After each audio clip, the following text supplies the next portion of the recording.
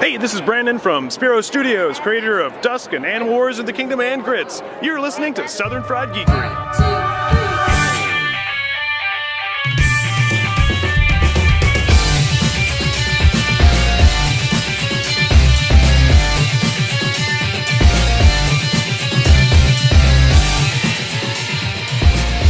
Hey, and welcome back to another episode of the Southern Fried Geekery podcast, where we come to you every Sunday and we sit around the table, we talk about the latest and greatest in nerd news and geek culture and all that fun stuff. I'm Caleb Alexander McKenzie. I'm Sean. And I'm Jerry.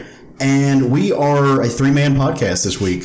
We are down a dude. Our buddy Craig, who normally is on the show with us, he's got some family stuff going on this weekend. His daughter is actually getting married in 2 weeks.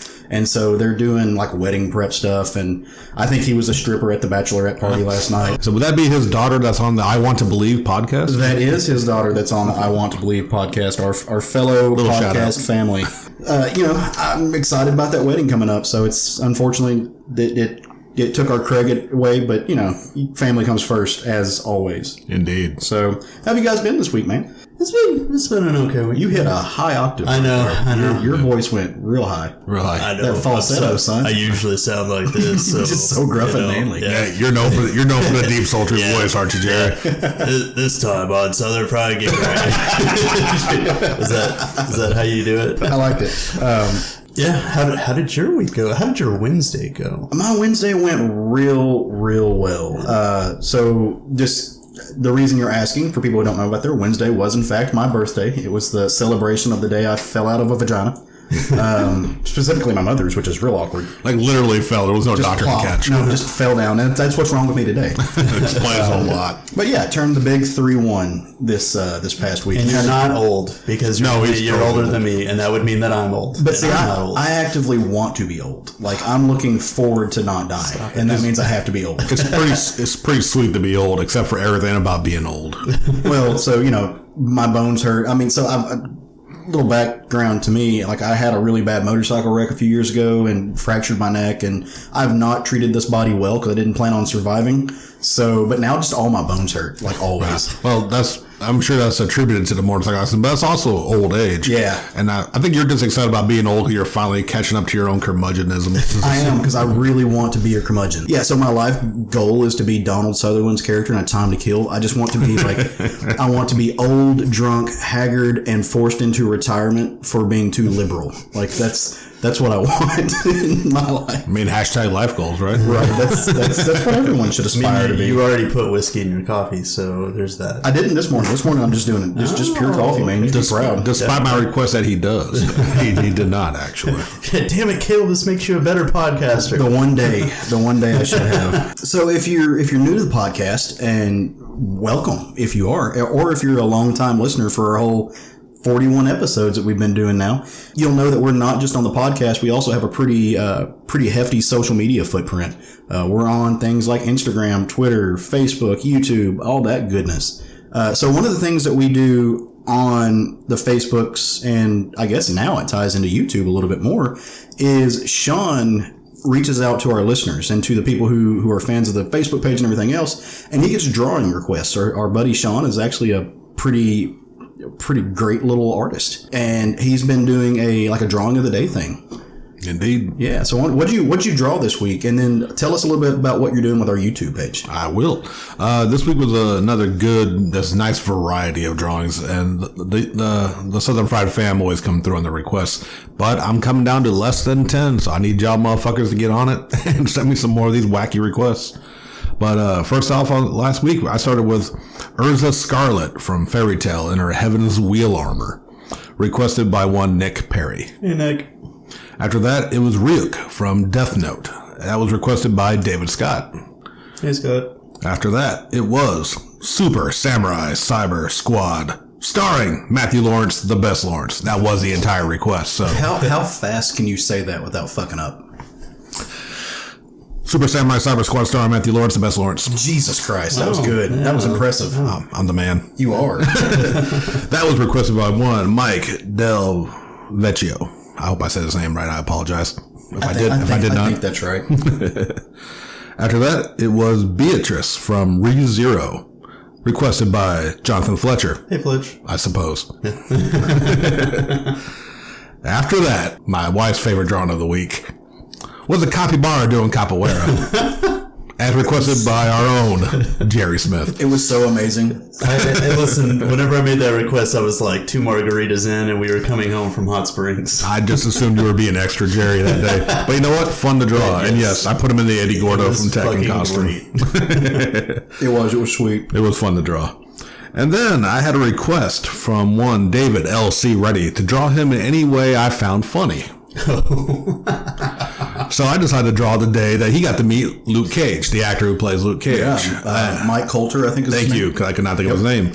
And it was half of this is David's fault because he took the picture of him looking up to him because there's a notable height difference of about a head, almost a foot difference between the two of them. And David was cosplaying Luke Cage when he met him. So David looking up. So I drew him as short as I possibly could and still get them both in the picture on top of that. So I drew him meeting Luke Cage with an enormous height difference between the two. Some pretty epic mini-me stuff happening. It was amazing. And finally, wrap it up. I was requested the so popular meme going around right now of Bowsette. That is Bowser wearing the crown that turns Toadette into Princess Peach, and now his feminine human form. It's quite busty. She is always drawn that way, so I had to go full bust on her. Had to give honor to the original. Buster Bust. Yes, the Busty Bustus. For a full week there, nerds from all over were masturbating to Bowser. I'm still seeing the posts. I think they still are. Yeah. This was requested by the nerd who might be masturbating to his Bowser. One Quincy Lloyd. That's I can't look at him the same way. And that does it for my drawings of the week. Nice. The other thing I'm doing right now is October. And for the last 7 years, every day in October, I go on to traditionally Netflix, but I'm mixing it up this time, going into Amazon Prime as well, and going to the horror list and going to the very first one on the list that I haven't seen. And it's been a real interesting week. I've posted on our Facebook page what movie each day I'm watching, and then you can go onto the YouTube channel to actually see my response. I record it immediately after. So I got the movie fresh in my head. I don't give away too much spoilers. I give a little bit of the plot and just my thoughts on it. Right. Basically, it's a big video about is it worth your time? Because there's a lot of garbage out there. Good or bad, I watch horror movies. So you're doing a public service is what you're saying. I'm trying. We need to get the views up there, good people. Good people need to go to our YouTube. Little spoiler. There might be a Jerry on one of my videos. Yeah. Ooh. So, check every day on our Facebook page, see what movie, and check out our YouTube for all the videos of my reviews.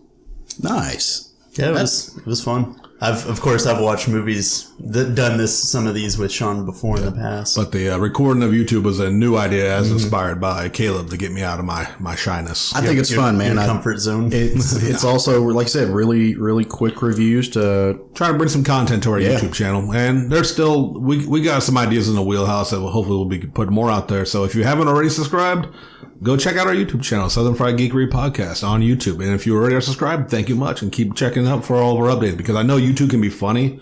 That sometimes even if you're subscribed, their videos won't always pop up. So if nothing else, just go to our homepage and check out our videos. Well, and so one thing I've just started doing on there too is like when we get previews, catalogs and stuff in, I try to flip through previews and, just add a little extra content stuff we don't have time for on the show. Just sitting at home, a couple glasses of wine in and, throw my face on the internet. It's true. So like you do. So another cool part of having like a Facebook presence and everything is we get to kind of interact with people that listen to the show. And some of these folks we're friends with, we see once or twice a week. Other people are people spread out all across the country. And, we've even got a couple listeners who live, internationally. Who live outside the continental U.S. We're able to connect with them. And so inevitably, what happens when a bunch of geeks get together, we start asking each other questions. And so we decided to bring that to the show a little bit and to see if it could kind of inspire some communication or some conversation. And largely it has. It's been really, really fun because it's stuff that I wouldn't have asked and stuff that I had to think about and go do some research. So this week we have 2 questions from 2 different people that we want to bring to the show. And the first one is kind of a question that we've had this conversation before, but not necessarily asked this way. So it's a little bit different context to some of the stuff, but it's always a question of, what was your favorite thing as a kid? What would you like to see come back? So our buddy Rod Hedrick, who, he's probably one of our biggest question askers other than Tyler. He wants to know what 80s cartoon that hasn't been brought back to comics would you like to see have a limited or ongoing run in comics?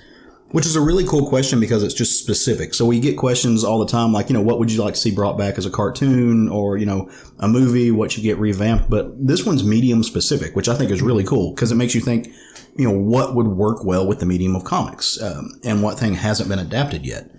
So I went back and started thinking about all the cartoons I loved as a kid, the late 80s, early 90s stuff. And there's a ton of them, right? That's that was, at least for us, that's a golden age of animation when it was just starting to kind of transfer and get into its own.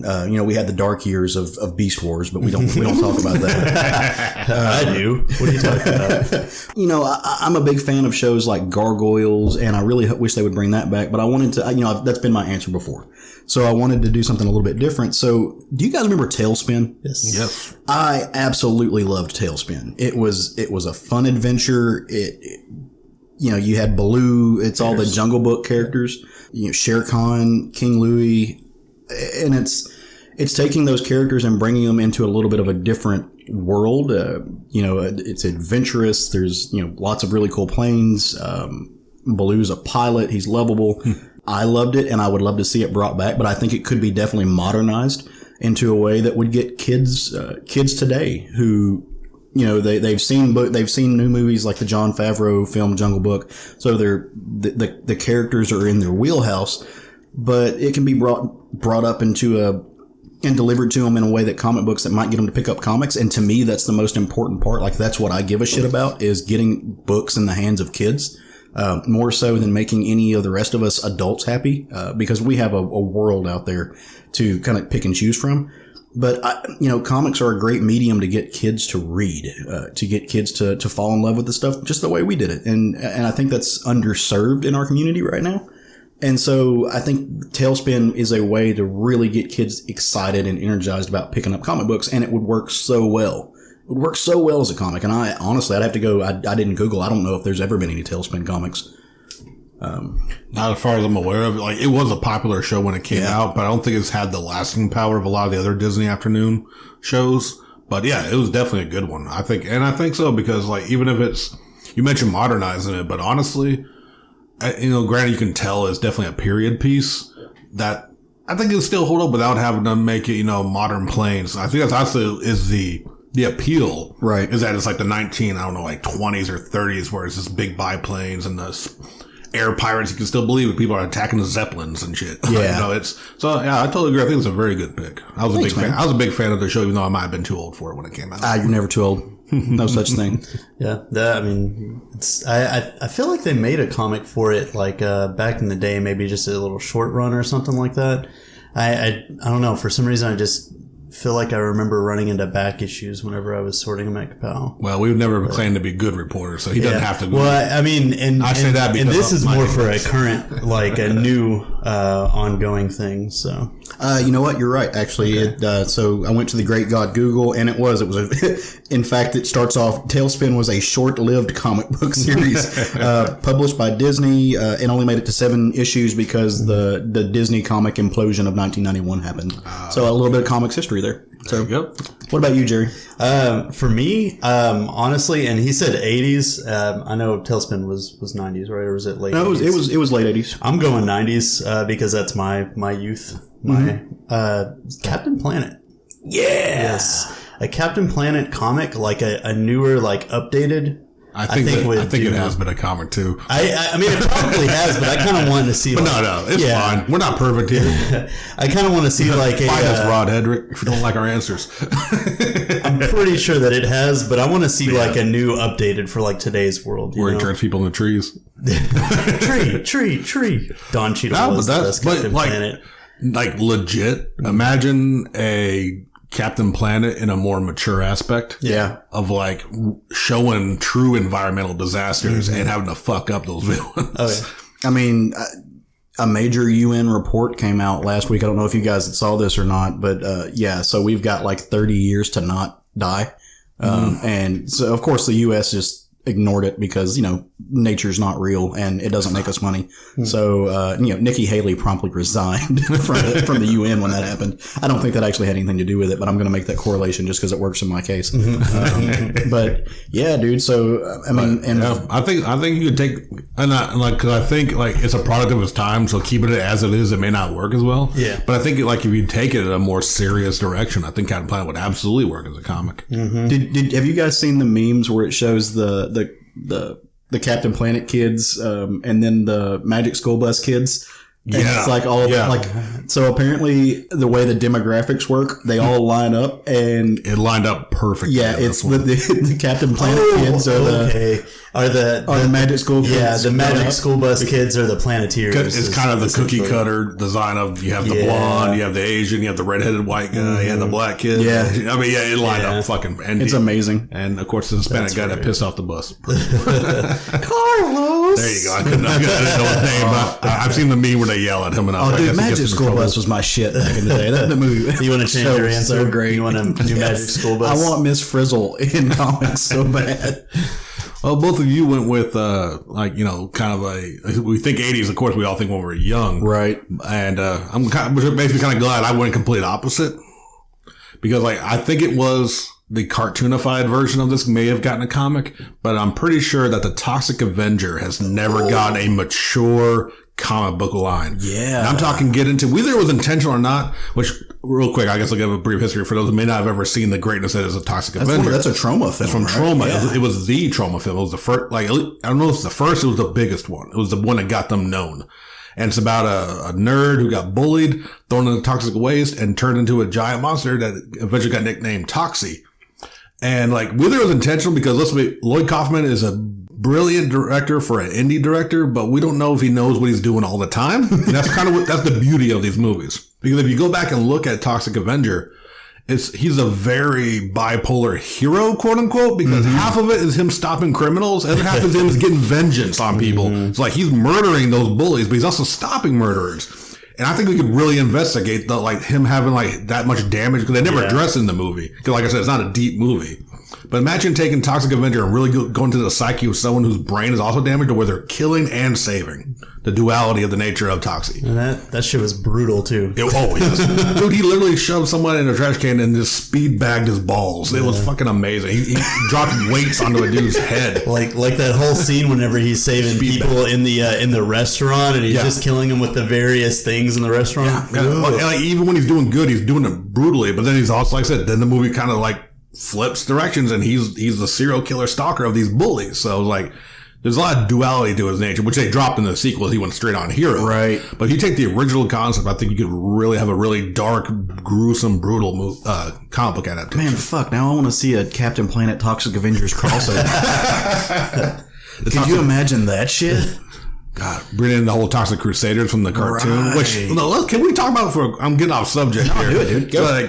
How do these R-rated movies get cartoon children's adaptations from Toxic Avenger to Police Academy are the first two that jumped in my head? Because geeks have power, man. We're quietly the driving force of pop culture. I guess it was as much in the forefront that they knew nerds would buy the toys and watch the cartoon, even though now it was aimed at a younger audience. I know I had toys of Toxic Avenger. You had the Toxic Crusaders? Yeah. That's awesome. They did a comic for it in the 90s, but I don't think it was as dark as... But it was the Crusaders, right? Based more on the animated one? Or did he actually get an Avengers cartoon? Toxic Avenger? Toxic Avenger was the 91 comic. I'm not sure how dark it was, though. It was that Marvel? Yep. So sure is. So again, none of us Google, none of us do our homework. Fight us. But these things haven't been comics in let's take this to the indies. Let's take it to Image or Dark Horse or any indie that's willing to go dark and really investigate how horrible the world Toxic Avenger is. I don't know if either one of you guys noticed what came in the store this week, but they actually had a Toxic Avenger art gallery book. It's actually the Trauma. It's art. All the Trauma. So it's all the Trauma. I saw it, but I already owe Matt so much money for what I want to buy off of him. I couldn't. I picked it up and I put it right back down. If it's still there after I get everything else paid off, I might look into that. Honestly, buy Trauma. It so I can look at it. Yeah, Trauma. If you like cheesy B movies that are blood, guts, tits, and ass. It's like, I don't know how Troma hasn't made Savage Dragon yet. But like, because they're not a company anymore, I don't think. I mean, are they? No, I think that they just released something. I think they're still making stuff. Really? Lloyd Kaufman was in Guardians of the Galaxy. Oh, I know Lloyd Kaufman was. Yeah, I just didn't know. I think he's still active. Well, and you know why he was in Guardians of the Galaxy, right? Not sure. Actually. Because James Gunn got his start at Troma. Like that's that's where James. So and that makes sense. Yeah. And so when the big controversy, which is actually something we're going to talk about here in just a little bit in the news section, big controversy about his social media presence kicked up when he put out all those tweets, those inexcusable tweets about pedophilia, right? Which he was trying to just be a troll. He was a Troma dude. So that's like he was just trying to be edgy and get away with it because that was completely Troma. Because that is 100% Troma. Yeah, and then he didn't ever think that he was going to get a big budget film like Guardians. Yeah, if you're starting off in Troma, you don't see it coming. Yeah, and so he was like, "Oh no, I can get away with making these tweets." Years later, he couldn't. But we're going to pause on that because it's going to come up here in a little bit. Gotcha. Okay, but yeah, Toxic Avenger, and as I was saying, Troma movies, they're just good, cheesy, fun, bad movies. And if you like that, if that's your jam, go check them out. There's some really good ones out there. Yeah. Nice. All right. So our next question comes from Lily Guy. Lily wants to know who is your favorite newcomer in comics, which is great. I love questions like this because it always, we always talk about our favorites. We always talk about the Tom Kings. We always talk about all of the old guard, the heroes that just have been making comics since the 70s. We talk about the Donny Cates of the world, but when you look at the people who are just getting their start, like these are the people that we're going to fawn over tomorrow. I think it's a great question. So I'll kick us off. So my favorite newcomer into comics, and he's actually been working on comics for years, but he's just now new in the bigger spotlight. He's an artist from South Africa. His name's Sean Isaacs. He did some Lion Forge stuff. Mm-hmm. He broke into Marvel when he did a mini series or a one shot or something like that. And I saw his work and I'm like, hey, like this dude is somebody to watch. And turns out he was, because now he's doing Champions with Jim Zub. And he's going to be doing some of the Avengers stuff when they jump in. But he's killer. His work is dynamic. He's got a great line. His art is energetic. It's fun. It fits in so well with Marvel. His style works really, really well for especially the Champions book. And so I love watching this dude work, and I love watching him grow. It's been a lot of fun. Yeah. Like one of the cool things about following him on Twitter is occasionally he'll do his own take, like redesign of like characters that are existing. And that's actually whenever I shared you guys that Ben Reilly Scarlet Spider redesign, that was him that did it. And I honestly because this last issue that came out was the last issue, and I really hope that it gets some kind of reboot or something. Right, you can get on it and do that. You know what? I ain't gonna lie though, I like the design. Mm-hmm. It definitely works. Mm-hmm. He took away the hoodie. He still had the hood. Did he have a hood? Yep. I want the hoodie, so he loses. He fails on the reboot. Can't happen. They did that whenever they first started that series. They gave him the hood, but no. Anyway, nice. Well, who's your newcomer? It was Donny Cates. Was it? And then you mentioned. So, well, I mean, do you think Donny Cates is still a newcomer though? Because I've been watching Donny Cates for 3 years. Okay, you're right. Well, he's new is a newcomer relative to me. Yeah. Okay. And I mean, how long has he been working for Marvel? Because my first thing on him for Marvel was Thanos, and that was like last year. It's been a little bit longer than that. Yeah. So he really took off. I would argue he really took off into like comic book superstardom. Yeah. So he's definitely a newcomer to being a top tier comic book name. Yeah, because I know he did God Country and Baby Teeth as well. And Rednecks. And see, I didn't know he was doing Rednecks. Yeah. Oh. What about Jeff Shaw? I think, that's a good one. Yeah. Because I've been enjoying his work too. He's not doing anything at the moment, but he's going to be doing something that I'm talking about later. So. Yeah. Well, I'm not sure how long those guys have been in the industry. Yeah. So. But I don't know. I figure newcomers relatively it is a relative term. 5 years. I mean, it could be that or just how recently did they finally break out? Right. Because like you mentioned, like your pick had several works before, but didn't get known until recently. Right. So, I mean, that's kind of how I looked at it. And it's also defending that view because that helps mine. Okay, hey, fair enough. And, To be honest, like most of my, like the ones that I looked up, and like I said, being a relative term, most of the comic book artists that I follow and writers and stuff, they're all been in the game a while, and they may only be hitting their stride now. So I went with someone who only had 2 short published works before, and now has blown the fuck up. And I'm bringing up a little bit of manga early in, and that's going to be Kohei Horikoshi from My Hero Academia. Okay. This dude. Right on. Just, he learned under a few grades, and then he put out, what was it, like that zoo one, and like he did like 2 little short runs that didn't really go anywhere.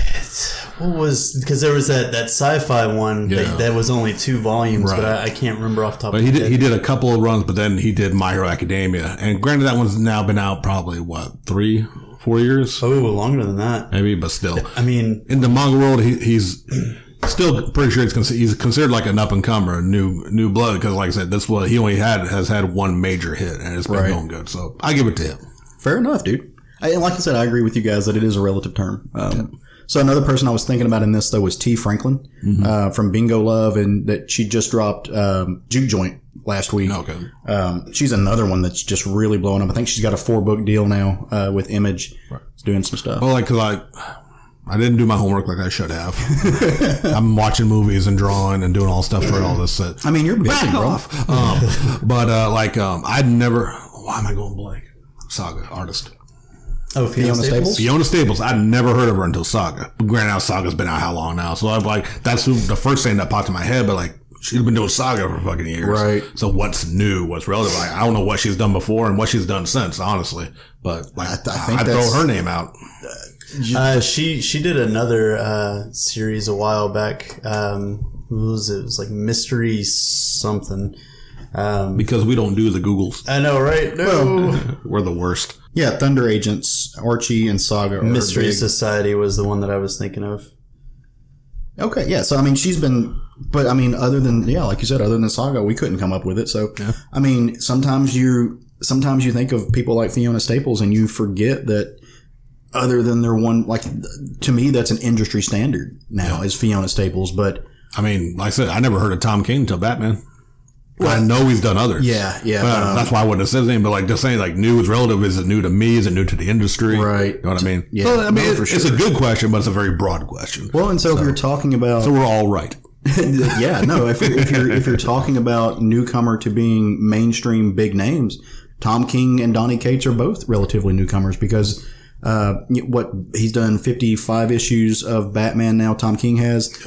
Before that, he was at Marvel and he did the Vision miniseries. But before that, he did Sheriff of Babylon. Vision got some attention. I didn't know it was him by name, but I just know that Vision series got some attention. Sheriff of Babylon had its own niche. Yeah, and that's what I'm saying. Like he did these little small pocket comics that were geared towards a smaller number of readers, and now he's writing Batman, and he did that in 5 years. Yeah. And Donny Cates is the same thing. He went from somebody who was, in the back tier of Artist Alley of creators to now he's if you're a comic book person, he's a household name. Yeah. And I think honestly, the general standard for newcomers when you hit it big, cause like I recently picked up some more old issues of Wizard magazine. Yeah. And this is the era of Image starting. Right. And I've been reading the articles and they call them all the up and comers, the new guys. And we all know like McFarlane, LaField had been drawing for a while before they got onto Spider-Man, before they got onto New Mutants. Mm-hmm. So like,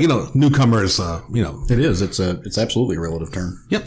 But it's fun to have those conversations. Absolutely. It's a great question. So yeah. And so that kind of makes me look forward to, the end of December, 1st of January when we do our like year in review where we talk about who are, because that's going to be one of the categories is who popped into comics this year that you'd never heard of before and that you really just fell in love with. And that's what I love about doing those type of shows. Oh yeah, definitely. All right. So we've got to drop an invitation.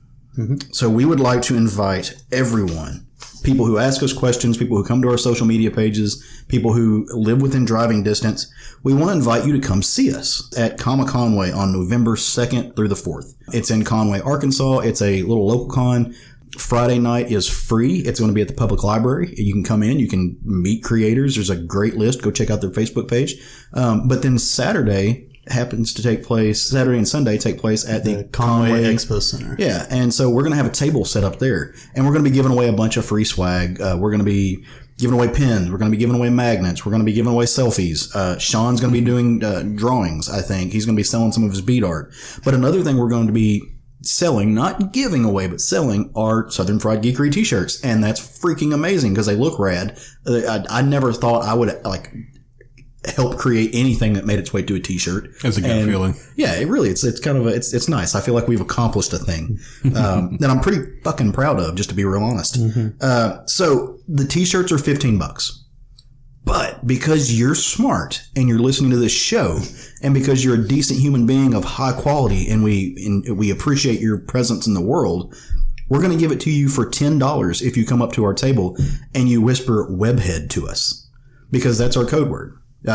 Craig is the one who kind of funded getting the t-shirts. His favorite character is Spider-Man. So we reached out and said, hey, you pick the code word. And Craig's like, webhead. Actually, he said something else like web fluid first. And I'm like, nah, son. That's not, I don't want anyone to come up real close and be like, web that's like a glory hole thing. Like you tap your foot 3 times and a dick pops. How would you know? Look, you know exactly how he'd know. What happens in Georgia stays in Georgia. Yeah, so come up to our table and say, hey, I want a $10 t-shirt, webhead. And we'll give you a $15 t-shirt for the low price of $10. And, if you come up and show us that you have subscribed to the podcast on whatever way you like to listen, or you've subscribed to our YouTube channel or anything else, we're going to load you up with extra swag. We're also going to be, we're going to be doing some drawings. We're going to be doing some giveaways for some comic stuff, actual comic stuff, not just Southern Fried Geekery stuff. So you never know. You might walk away with a trade. You might walk away with some variant covers.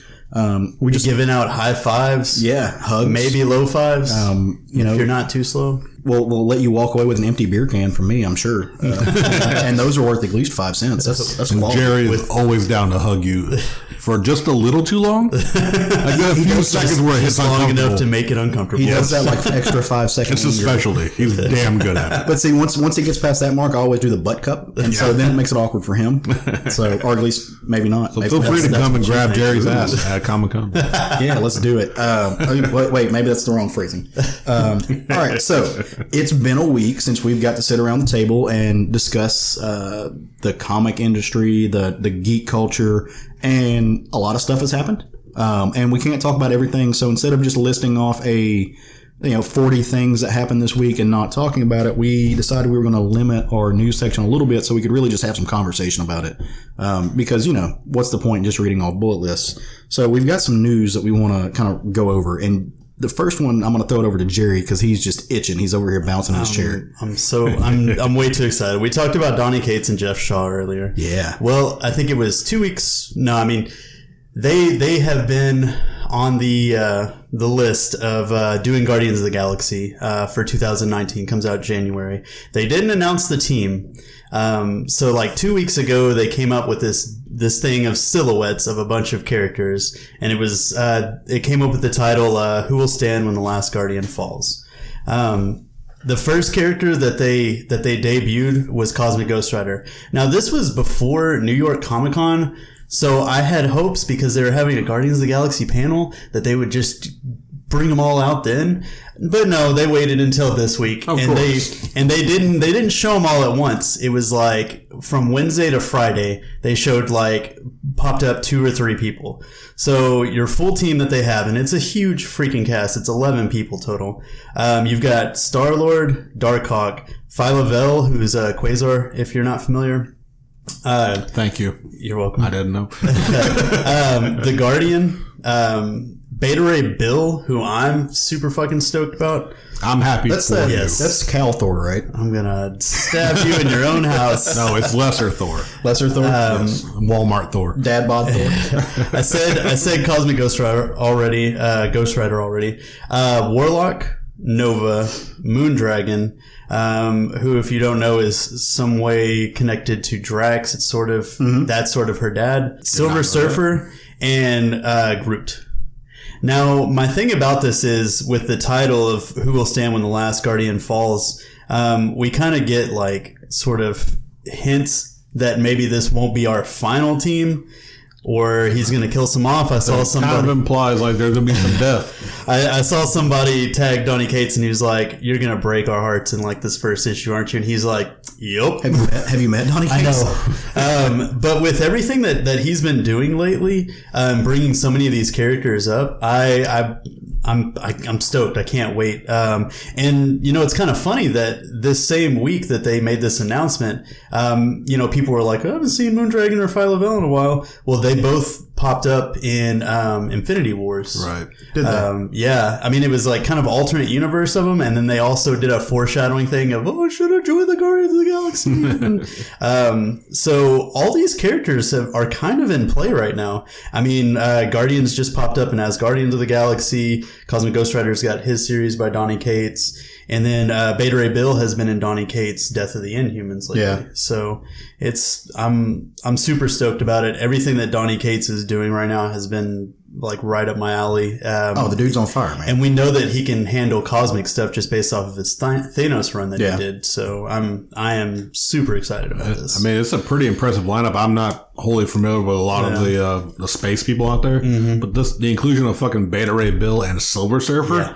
If they don't go quick, they're gonna be fighting some big fucking guns. Well, unless Surfer's been like depowered since I last saw him, because like he's always been one of the strongest people in Marvel, right?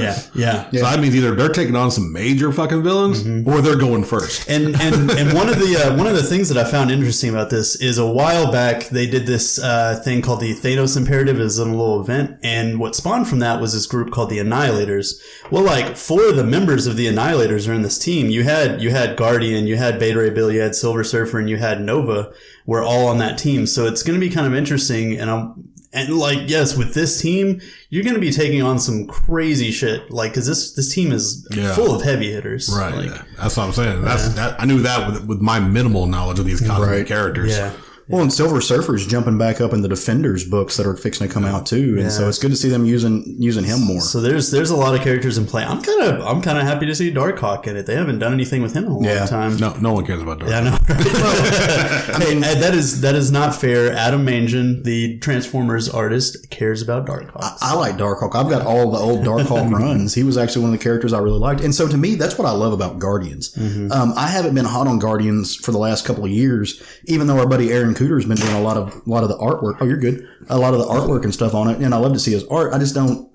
The Guardians that got hot because of the movies were not the and I sound like a grumpy old man. Not my Guardians. You're fitting your age now. They weren't. I mean, those weren't the Guardians in the old books, and you got a glimpse of them in Guardians of the Galaxy 2. Yeah. But so there's such a rich host of characters besides just Groot and Drax and Gamora. Not that there's anything wrong with those characters; they're fun, but I like to see them using some of these secondary, tertiary characters that you're talking about, like Moondragon. There's so many cool figures. My love for the Guardians came from Annihilation. Yeah. And that was essentially vaguely the team that they did the movie on. So I could relate to that. So it was cool. Well, all right. Well, it's going to be interesting to see what they do with that. And, Donny Cates doing the cosmic universe for Marvel. He's the hotness, man. He's their, people have called him the new Bendis, but I don't think that's a fair, because his writing style is so different, but he's definitely the driving force behind their, kind of upcomings of this past year. Yeah. Oh, yeah. I don't know. So wasn't Bendis a big part of the Ultimate Universe, wasn't he? Yeah. So maybe that's the comparison there, because like he's taking all the cosmic stuff with Thanos and Guardians. So Donny Cates is the 616 version. Oh, that's what it is. and he has a hoodie. So, so a little bit ago we were talking about James Gunn in reference to Sean's love for all things trauma. And so we mentioned the controversy that happens. James Gunn, some of his old tweets got brought back up, and to say that they violated Marvel's standards, it is understating that they did. They were very graphic. There were about 10,000 of them. They were all talking about fucking kids. That's not okay. They absolutely had the right to fire him when they did, and I think that they arguably made the right move. I may not have liked the people that pushed to get him fired, but I think they did the right thing. But at the time, everybody was freaking out because, oh my God, James Gunn's career is over. He's not really a pedophile. You're destroying his career. Yada, yada, yada. Blah, blah, blah, blah. What are we going to do? What's this guy going to do? He's not he's only a little millionaire. his life is over. Turns out it's not over. He just got hired to write and direct the next Suicide Squad movie. So I'm stuck somewhere in between. Oh, wait, I thought his career was over too. Oh, wait, no, he's with DC. No, his career's over. But yeah, so they're bringing him in. To me, it makes sense to have him doing the Suicide Squad movie because in a lot of ways, he's going to be doing the same thing he did with Guardians. Mm. He's going to be taking a bunch of characters that hopefully are presented better than they were in the first movie, but they're not mainstream, and he's going to be making a team out of them, putting them into awkward situations to where they are not meant to be super heroic, but they're going to end up being the good guys or anti-heroes.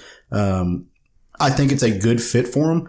The other side of me is like, okay, we've seen this before. Like, you're not making me. So DC films have not done anything to really draw me in other than Wonder Woman. Even if there were some other ones that I thought were okay. Putting him on something I've seen him do before as a director and a writer is not going to draw me in to go watch that movie. And that's just my personal opinion. Does this mean that DC does not have standards as far as people posting stuff on Twitter? No, it does, but because they're hiring him with the full public knowledge of what he did, it's going to give them a little bit of a foundation to stand on to say, yeah, no, like we dealt with this controversy and got past it. Now we're here. Yeah. To whereas when it was brought up to Marvel, they were like, hey, you tried to cover this up, you tried to hide it, and it didn't work because we went and found it and now we want him fired. But it was largely because of his political stances, which there's another case that we're going to talk about here in a little bit that had kind of that same thing. But, I still stand, like, a lot of people got really upset by the fact that Marvel kind of bowed down to these alt-right trolls and got him fired. But they didn't change the tweets. They didn't change the fact that Marvel knew about it and tried to cover up. Marvel was trying to cover their own ass, and that's what corporations are going to do. They're always going to do that. And yeah, I mean, there was definitely a violation of standards there, and Marvel is so inherently tied in to Disney and to being a public image, a children-friendly public image, that they really didn't have much of a choice than to go ahead and toss him. And Warner Brothers doesn't have that problem. Warner Brothers is not, when you think of Warner Brothers, you might think of something like the Animaniacs, but largely you don't think of... Yeah, not anymore. They don't really have the kid image anymore. Yeah. And so, I can see why they hired him. Yeah. And honestly, like I said, I can only think about maybe 3 movies top of my head that James Gunn done. I've enjoyed them all, both Guardians and Slither. Slither was cool. Super as well. Super was him, wasn't it? Yeah. So like I said, and tweets were, yes, they were completely inappropriate. And like we've discussed this, back and forth about this. And and my statement has always been, the tweets were inappropriate and the company was right to get rid of him. Do we need to just completely hate the guy until we find out he actually touched kids? It's just bad humor is what it was. Well, as far as Suicide Squad goes, I would rather do a reboot so we don't have to see that Joker again. But as we said though, and it's just because, and not because of Leto, just because of how they created that Joker. But if we're gonna get another Suicide Squad movie, you got it, and we want to support comic book movies, I think it's in better hands. Definitely. And it's gonna be a way better than the first one, even if it's not great. Mm-hmm. And like I said, DC's moving toward a direction we're hoping, from at least what they're showing us, in a better direction than what they've been with Shazam, almost like Captain Marvel, right? and Aquaman. So I think it's a good move. Will it draw me to theaters? Got to see the trailer, but I think it's a fitting move. And granted, it's what he did with Guardians already. But I guess I'm not, and if it's not your thing, I get that. If you don't like, you say, oh, he's already done this. Like, I don't mind familiarity as long as it does feel different, if that makes any sense. Yeah, no, totally. Yeah, so it does. I'm interested to see what he's going to do with Suicide Squad. Yeah. But jumping back on the Marvel side of things, there was a Netflix show that did not go over well, and that has now reflected in the fact that Iron Fist has now been canceled. I saw that. And granted, like, I guess it shows I wanted to believe in Iron Fist. I wanted to like it better than what it was. And as time sank in on the first season, I realized all of it's false and still defend some parts of it to this day. But I never did go see the second season. I read a lot about what happened, and I just never got the time to go into it. And apparently, while the improvements were apparently there, not enough to say that it has the show itself has officially been axed. Yeah, I watched the first 2 episodes, and it my time is limited, and it didn't hook me into needing to stay awake all night to finish the season. Right. Now you watched all of it, didn't you, Jerry? Yeah. My time is not as limited since the girlfriend is out of town. So I get to watch all kinds of stuff. Your time's in your hands. Yeah. I'm not sorry. I enjoyed it. I completely suck up to like all of the Marvel Netflix stuff. Like I'm just a zombie for it. I will eat it up. It's fucking great. It wasn't the best season. It was better than Iron Fist season 1. It was, from what I saw. They did leave a lot of stuff open at the end of this that I was really interested in seeing how they handled at the end of it. And it seemed weird to me, but whenever I asked somebody else about it, they were like, oh no, that was a thing that kind of happened and that can happen and stuff. But I enjoyed it overall. Am I surprised that it got canceled? Not really. When we've talked about it, the thing that we really want is either a Heroes for Hire series, or hell, I would even, if they just wanted to cancel Luke Cage and combine both of those shows and do Luke Cage and Iron Fist, I am 900% down for that. Well, yeah, they can do it the same way that they did Hellcat and Jessica Jones. You can, there's a lot of, to me, and I know Hellcat's not as big of a character as Iron Fist is, there's a lot of similarities between those two characters as they presented them. Mm-hmm. I see no problem with making Iron Fist the Hellcat of Luke Cage. And it's been stated from Finn Jones, who is Iron Fist, and a few other people, I think they've already kind of confirmed, like, this is the end of the show, but it's not the end of the characters. Yeah. Right. So we're probably going to be seeing Iron Fist and Luke Cage season 3. We already got that one episode in season 2, and the other characters might all be popping up in other shows. And in the long run, like, I'll be honest, like, I enjoyed Luke Cage, but I'm not super crazy about it overall. Mm-hmm. So like what Jerry said, if they want to wrap up whatever arc they have with him, for spoilers for season 2, if you haven't watched it yet, of him kind of looking like going to the dark side a little bit, right? They want to wrap that up with season 3 and then announce Heroes for Hire. Mm-hmm. I'm completely fucking down with that. Right. That's because Luke Cage, he's played awesome. The settings, the music, all that's great. But kind of like for me, Luke Cage himself, as watching his action scenes, are boring as shit until he gets to the final fight where he can actually be hurt. Mm-hmm. Right. So I think mixing in at least a little more excitement with Danny Rand and there's some other, getting in there a little more is all I need. They play off of each other really well. They do. Yeah. And like, I just think that'll be a little more interesting. And granted, like I said, the storyline, I'm saying there's more bringing Danny Rand to make the action scenes a little more impactful than just him swatting people away, which is what Luke Cage does. Right. But it's just kind of the problem at the same time we have those invincible heroes. Mm-hmm. Well, and for some reason or another, all of the secondary and supporting characters in Iron Fist stole the show. They absolutely did. And so you have Colleen Wing, who honestly, I care more about her than I do Danny Rand. Yes. You have what are their names? The siblings, which I can't think of their names, but that I enjoy. People complained about that in the first season, but honestly, I thought that was, as far as the storyline goes. Yeah. Danny Rand's relationship with them two was very interesting. It was, but I think those characters, like I invested more into knowing what's going on in their world than I really cared about this. Not wrong. Ford and I forget the last, but she I think is one of the villains in the second season. Spoilers. So, I watched the first episode and you kind of catch that, so it's not anything that you didn't already know. One of the kind of good things, if you want to look at it this way, of it getting canceled, they can put that money and energy into something new. Like a Moon Knight or Shang-Chi. Yeah, that's exactly what I was thinking. But yeah. So, hey, speaking of television shows, Sean, did you check out the Titans? I know you guys were talking about it on our Slack feed earlier. Yeah, the first episode of Titans on the DC Universe streaming service has come out, and I gave it a watch because we discussed the trailers on multiple occasions, and we were unimpressed. Very unimpressed. Jerry was very optimistic about it. And I gave it a watch. Yeah. I'll tell you this, and we've mentioned it before about movies and other TV shows and commercials and trailers. a trailer can give you the wrong impression. Sometimes a bad trailer will make a good or even a decent show look bad. And that's what I think happened with Titans. That the trailers, honestly, because they had a couple, but they all worked. There wasn't much difference between them. Right.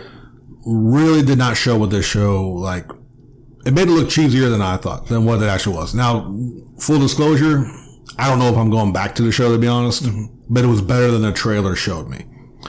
One of the big complaints of us was the cheesy, super high close-up teeth gritting of the "fuck Batman" in the trailer. And then he goes in there and whoops some people's asses because they're like, "Where's Batman?" He's like, "Fuck Batman," and then go beat up. That's not how it happened in the show at all.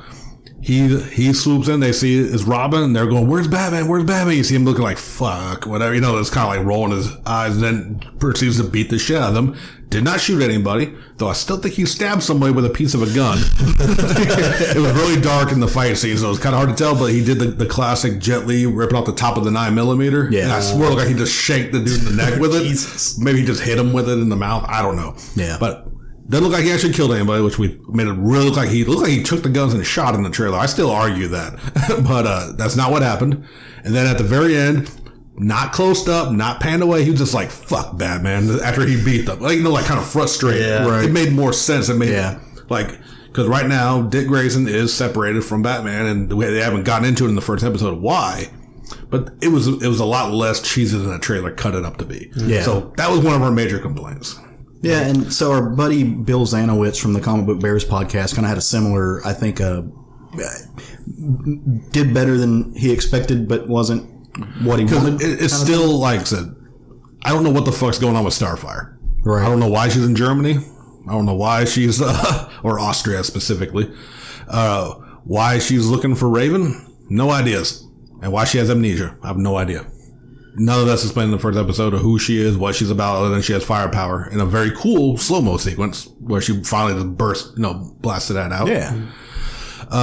Beast Boy, I don't know why he's still in video games as a giant green tiger trying to be stealthy. It's like, they only see Beast Boy at the very end of the first episode, and if not obvious, spoilers.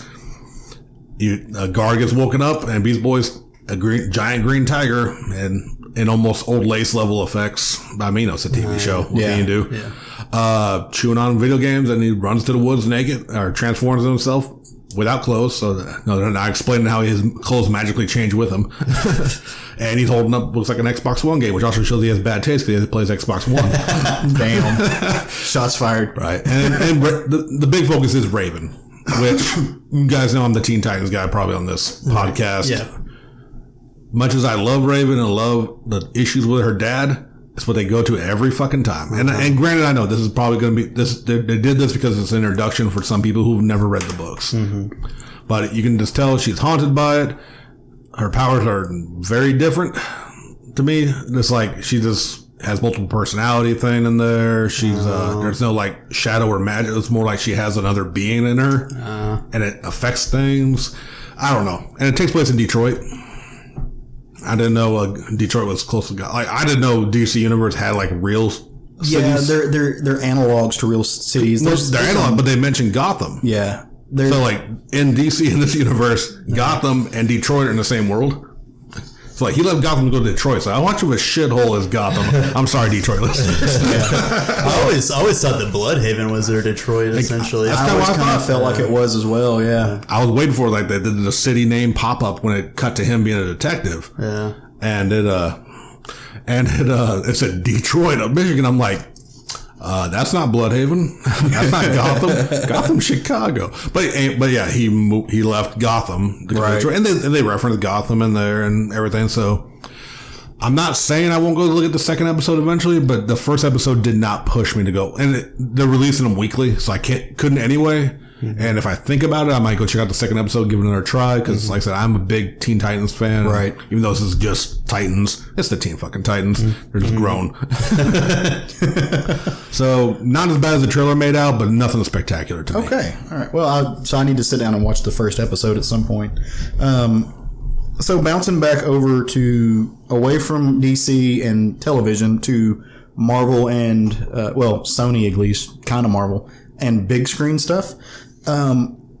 kind of in the wake of Venom. I guess Venom did well enough that it gave Sony the footing to greenlight and launch some other projects. And so some stuff they had been talking about recently were a Kraven film and a Morbius film, and the Morbius film is going to star Jared Leto, so that's like going to start shooting soon. Which Morbius is a cool character. He actually popped up in some comics this week. He did, and so he's a guy that doesn't get used often, but he's got a cool backstory. You know, he's the living vampire. You know, and Jared Leto is kind of a good casting for that. Like, yeah. I'm not mad at that. I'm down. I'm not super familiar with Morbius. I've seen him in the Spider-Man cartoon, I think, more than I've actually read any books with him in it. And as you said, he popped up recently in some books. Spoiler, if you haven't read Domino. Yeah. And they're like, it's Morbius, the living vampire. What does that mean? Hilariously written. But yeah, he popped up in that book and others. So, which Marvel's way, what they like to do, though, is make them appear in cameos when they're about to either be a part of a big series or a movie. So Leto as Morbius, I can see it. Just put a long wig on. Yeah, no, it's good casting. Or, he doesn't have to look just like he could have short hair. They better take his nose off, though. Don't pretty him up. Don't pretty him up. Taken off. And, don't tattoo damages on his forehead. Fuck's sake. So, but another film that they're doing is apparently they're doing Kraven, which it's one of my favorite Spider-Man rogues, and they're going to be basing it off of Kraven's Last Hunt, which I'm excited about, but I'm also leery about because, number one, I don't think you should base it off of Kraven's Last Hunt. Kraven's Last Hunt's a goddamn perfect story. Yeah, it really is. It's amazing. So don't base it off that. Just do Kraven's Last Hunt. Yeah, just do the story. Don't take liberties with it. Just make it happen. Okay, I'm about to echo Jerry that I argued with him about Venom. And maybe it's because I don't know Kraven very well. I don't know if I know Kraven. Maybe I just don't know Kraven if he's hunted anybody else. Mm-hmm. I can't see how you will do Kraven. And granted, he could hunt. Maybe he hunts Venom. Mm-hmm. But I feel Spider-Man's more integral to Kraven's movie than he had to be in Venom's. Mm-hmm. Not saying it wouldn't have benefited having Spider-Man in Venom, but you know what I'm saying? As far as I know, and like I said, please correct me.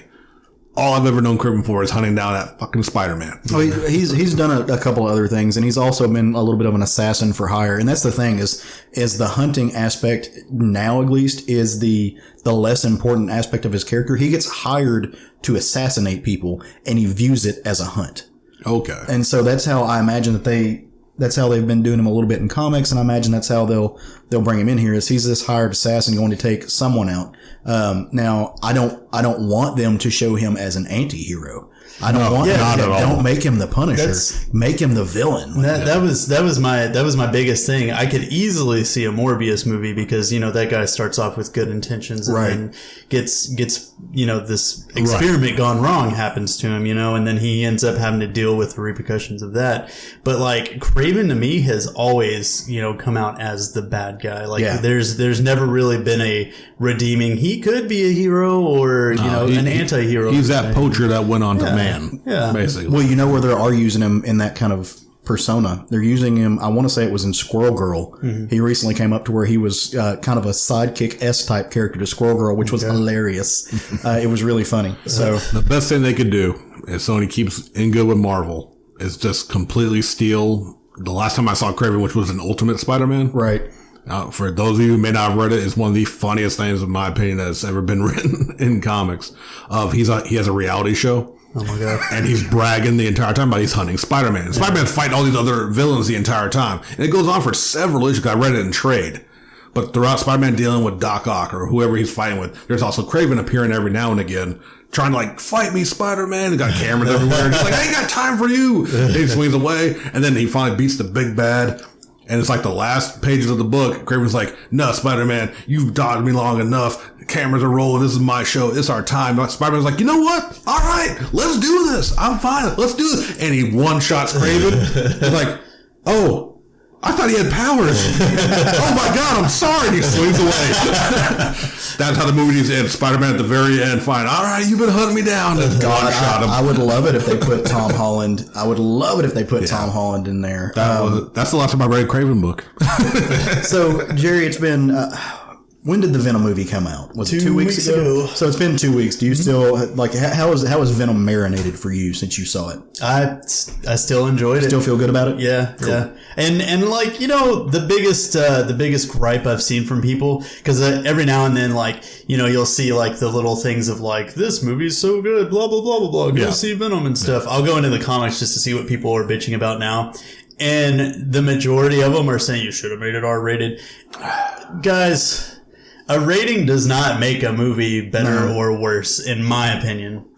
Most of the time, you could easily make a character that should be rated R PG-13 as long as the writing is good. Yeah, absolutely. You know, I mean, rated R gets you what, an extra fuck and maybe some boob. Yeah, I mean, yeah. And like I can't think off the top of my head. I have used before, and usually this is I think in my horror movie reviews, where like this movie had potential, but it felt short because it could have used R-rating just for some, like, the story was so weak and needed some excessive violence to make it a good horror movie. Right. But when you're talking a superhero blockbuster style movie, you don't need an R-rating. Deadpool, people are fucking spoiled on Deadpool. Yeah. I'm gonna say it right now. yeah, no, they are. That's all the fuck it is. They're like, Venom needs to be R-rated. Why? When has he ever been R-rated? Have we ever seen him in the comics, like, literally eating people's guts and shit? Right. No, there's no need for it. That's a pointless argument. So I don't think people remember back to when Watchmen hit theaters, because Watchmen was one of the big first R-rated super quote unquote films. Low rating, no one, like, low sales. No one went and saw it because no one knew what to expect. They didn't know how to deal with this R-rated. I mean, the Watchmen in general didn't have it was a great graphic novel, and we all loved it, but I don't think the mass populace did. But they didn't. It turned people away. They didn't, and then they arguably shouldn't have taken their kids to see it. They were scared. They were scared of the blue penis. Yeah, I mean, well, that and I mean, you have connotations of rape, and you have massive violence. You have Rorschach being a weird libertarian, which is R-rated enough for everybody. But it didn't put butts in seats, and so they have to, like, companies have to think about that stuff. Deadpool was R-rated, but it was promoted as a comedy. I don't want Venom. I don't want Kraven. I don't want other things that shouldn't be comedies promoted as a dark satirical comedy, because they shouldn't be that. No, not so at all. I'm cool with it being PG-13. Yeah. So yeah, absolutely. That's exactly where I stand on it. All right. Like there were more R's than on a pirate ship, and I just that was the people. You just made a pirate ship joke. Yeah, I appreciate it. Or the quality. That's why we love you, buddy. Yeah. So, all right. So there's lots of other news that happened this week. Obviously, we're not going to talk about all of them. Some of them just don't need to be talked about, and we don't have all the time in the world because, Libsyn takes our money when we go too long. They take Craig's money. So we're not going to do that. So we're going to move away from our news segment. But come to our Facebook page, guys. Come there, check it out, see what we're doing. We're posting news. We're talking about it. Jump in the comment sections. Dude, everybody's real friendly. So if you're worried about coming to the Facebook page because you've been to other geek culture pages and you've seen how toxic they can be and how people are talked down to other people, we are pretty good about moderating our shit. And we don't let that happen. We invite people to freely share their opinions, but you don't get to be derogatory. So it's kind of to use that weird millennial term, it's a little bit of a safe space, and we treat it like that. And I don't see that as being a bad thing. Yeah, we try to keep it positive. We keep our 50-50 rule in the show to our social media. Exactly. So if you're worried about that kind of thing, come hang out with us. We think you'll enjoy it. And we're working on that to make it a little bit more accessible and user friendly. If you don't want 50-50 or positive, just friend one of us on Facebook or like our Instagram pages. Yeah, I'm way more negative on my personal page than I am. And for real though, if you are someone who just wants to discuss and you have a lot of negativity about it, come talk to us, because we will argue the positive back to you, as long as you keep it in a sociable discussion. Yeah. We're down. Don't be afraid of this because you hate something that you can't come talk to us. Yeah, and that's the thing though. So if you there's things that we don't like. There's things that we're not crazy about, and you can express those. I think it's just kind of how you express it though. That Yeah. You don't walk in there saying this is bullshit and fuck you if you liked it. Yeah. No, that's not. You can't do that. But you can come in here and say, hey, no, like seriously, I thought this was really bad. Here's my reasons why, and let's discuss this. Yeah, you disagree? Okay, well, tell me why. That's how you have a conversation like civilized, not Neanderthals. Yeah, this podcast was founded on discussion, and that's what we're all about. So hey, come join us. Exactly. So If you've been listening, you probably rightfully assume that much of the show that we do is comic book based and at least rooted in that world. And you're right. But one of the biggest things that you guys bring to the table is manga and anime, just a wealth of knowledge. And so why don't you pour us up a bowl of Manga-Ramen? Well, we're fixing to blow this scene. Everybody get your stuff together. All right, 3, 2, 1, let's jam. What's happening? We are talking about Cowboy Bebop today. That's actually exactly how I wanted to start that episode. Damn right. We had the same thought. Yes, Cowboy Bebop. One of the quintessential animes, I firmly believe. It was created in April 3rd of 1998 and ran through June 26th of that same year. From director Shinichiro Watanabe, it has been described as the animated... Bless you. Thank you, Craig. It's been described as the anime that will get you into anime. And seriously, Caleb, if you had time, this is definitely one we've been trying to throw at you for years. It is an amazing anime, just because it's encompassing of everything. From it's take place in space, but I always feel like I say this word wrong. Noir. You know what I'm talking about? Period piece, like the Noir. That's the word. Words. Thank you, wordsmith. I'm here for you guys. Right. It takes place in space, but it's also a noir film. Mm-hmm. Bullshit. You called me mid-cookie. Needed your help, bro. Ain't got time for your cookie problems. Cookie world problems. Yeah, just an amazing story. It's a story of 4 bounty hunters: Spike Spiegel, Jet Black, Faye Valentine, and Radical Edward. Oh, and Ein. I forgot the 5th member. The corgi. The super corgi. Super genius. But that's all. And it starts off just about Spike and Jet. They're already a pair. And they're going on bounty hunting. They're tracking down criminals. And this series is just, you want to describe it in one word? Style. It's like from the opening of what we call that, jazz percussion. Mm-hmm. It's just, like I said, Bebop. Cowboy Bebop, because they are just space cowboys. Mm-hmm. Jerry, this had to be one of your early animes. That's probably when you were getting into it, right? Toonami. Yeah. It was actually the very first show when they started their Toonami block. Yeah. Because at first it was at night before Toonami, I think it was just called Adult Swim still at that point. I think Toonami was before Adult Swim, wasn't it? Maybe, so they showed it during the afternoon. Well, there you go. Go ahead. Sorry. But, the series is fantastic. And usually you cannot find a early 90s anime fan that has not seen or heard of Cowboy Bebop. Absolutely. I know, I think that's what Russ got started on, isn't it? Was it? That's the first thing he really, really got into, and then he kind of spread into his, and it's fantastic. You're basically getting this crazy, sort of Wild West bounty hunting, story, in space though. And the characters just kind of, they run into a lot of misfortune. They do. Throughout the series. And they're always broke for the most part and struggling and it's kind of like as Sean said, you're building your team in a way. Yeah. You start off with just Jet and Spike, and through all these different crazy adventures and jobs that they're taking, they run into these other characters who just basically tag along and join their crew. And it's fantastic. They even made a movie for it, and the movie was just as freaking good. Yeah. And for it's a 26 episode series, which back in the 90s, that was a standard series, or even a season if they did do a follow up.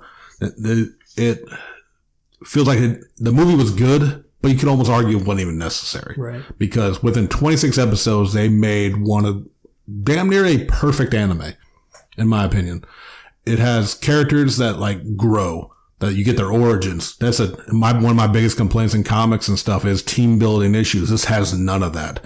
It feels natural. Just fluid. That's because they may not get along, but it's not that typical way. It's they bring in Faye, who's a bounty hunter of her own, who's used to being by herself, and she doesn't work well with a team. And she established that right off the bat by stealing their money when they work together. But then eventually she comes back, and it's just kind of well, I'm here now. And they're like, fuck it, okay. Right. Everyone's very chill. They're very, it's because they're broke, just eating, vegetables. Like it's rare.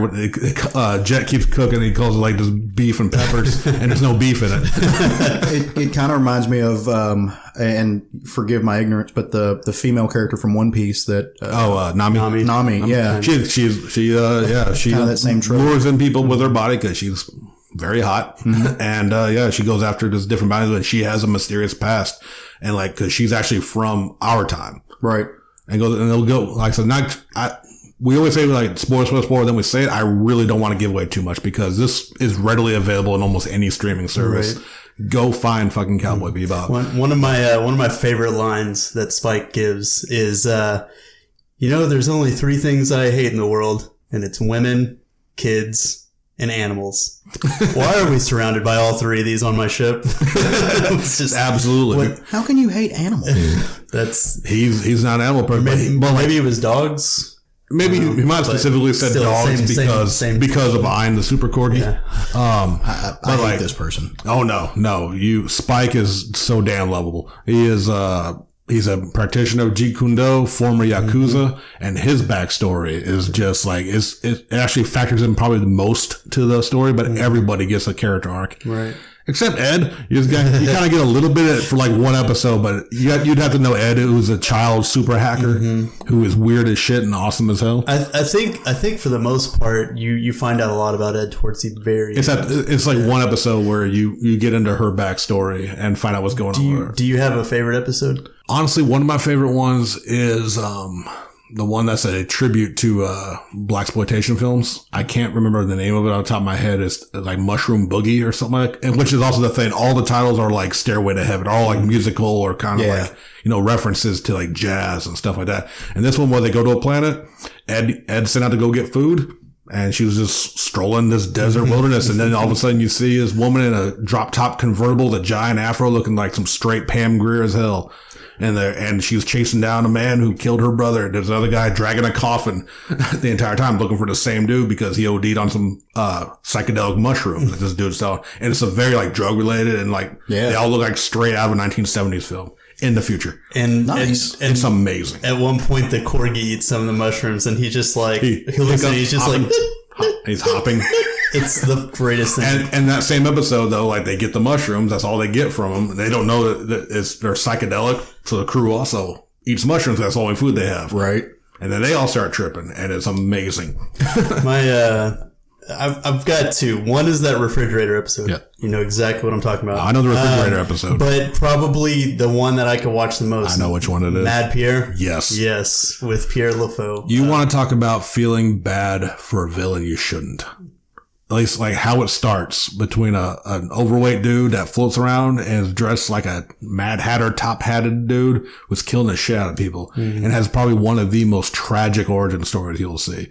And not even because like is anything unique, just the way it's filmed. And again, description doesn't do it justice. Yeah, it's just, you have to see it. It's emotional. And here's the best, I would argue the best part of any anime we can recommend. I would say, and we always say you can watch both. But we always recommend one. Watch Cowboy Bebop in English. Yeah. Oh, 100%. Like the Japanese is fine, but it's nothing you got to ever worry about.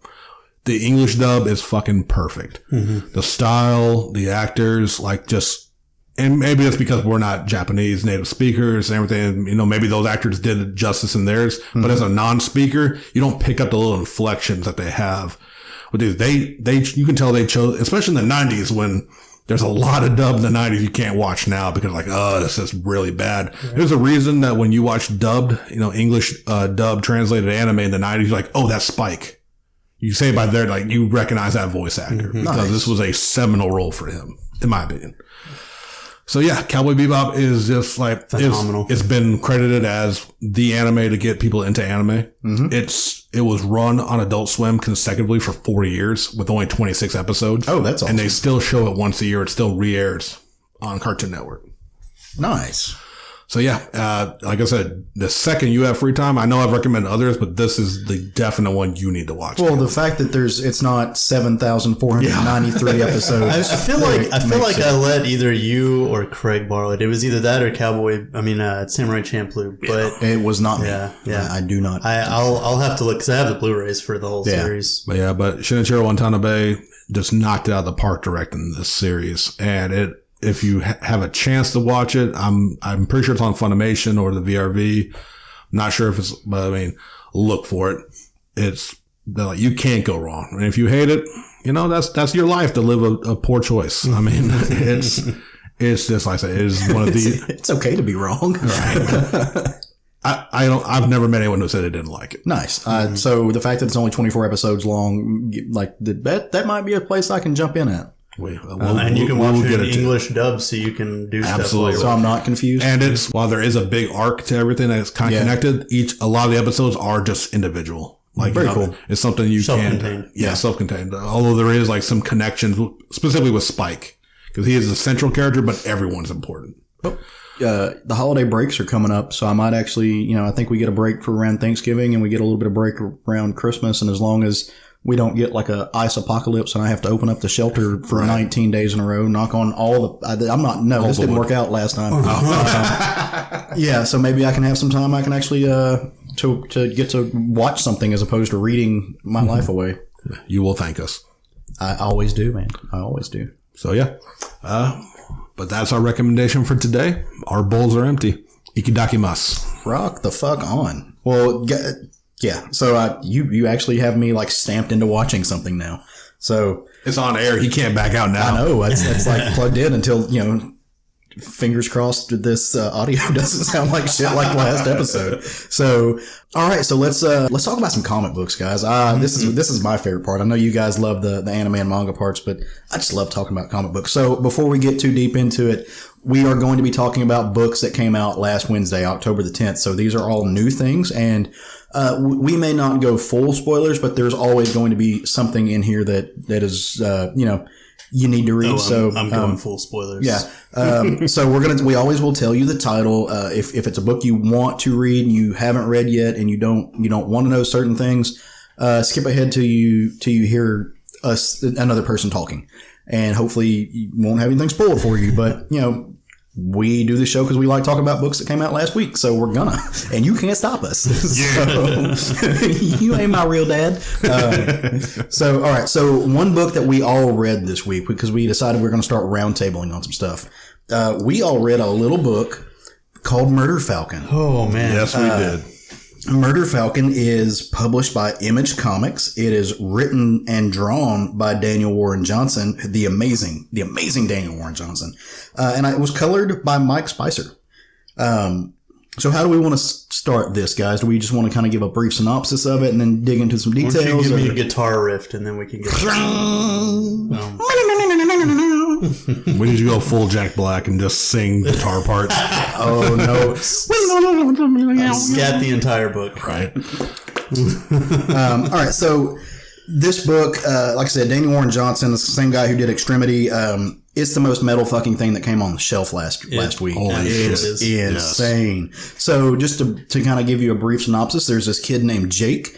He's kind of what you think about when you think about a typical metalhead, little kind of chubby blonde kid, drives a van, it shows up out of nowhere, and monsters are attacking the city. So this is where it gets a little weird, as you might imagine. As they do. So he kind of pops up and people are freaking out. Cops are hiding behind things. Destruction and chaos is happening.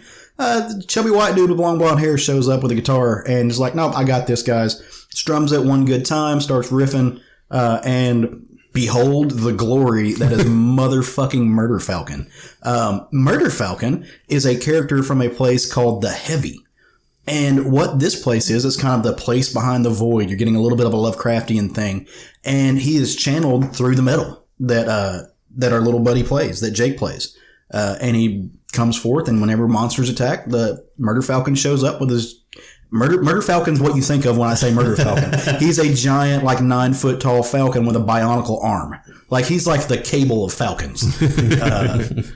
And so he pops up and beats the shit out of with a 10-foot long headband. And he's like stronger the harder Jake plays. Yeah, the more that like he's channeled through the metal, the heavier, the harder it is. So I mean, you can have like if you're playing some emo stuff, you're playing like some Hymn. the punch will hurt, but it's not going to destroy anything. You throw on some fucking Slayer, and it's going to knock you in the next week. That's just kind of how it works. Like if this dude ever learns to play some Dragon Force, like Murder Falcon will destroy the world. It's going to break everything. The book is amazing. It is just completely out of left field. Of like you said, metal brings a giant bird man with a robotic arm to fight demons. Yeah.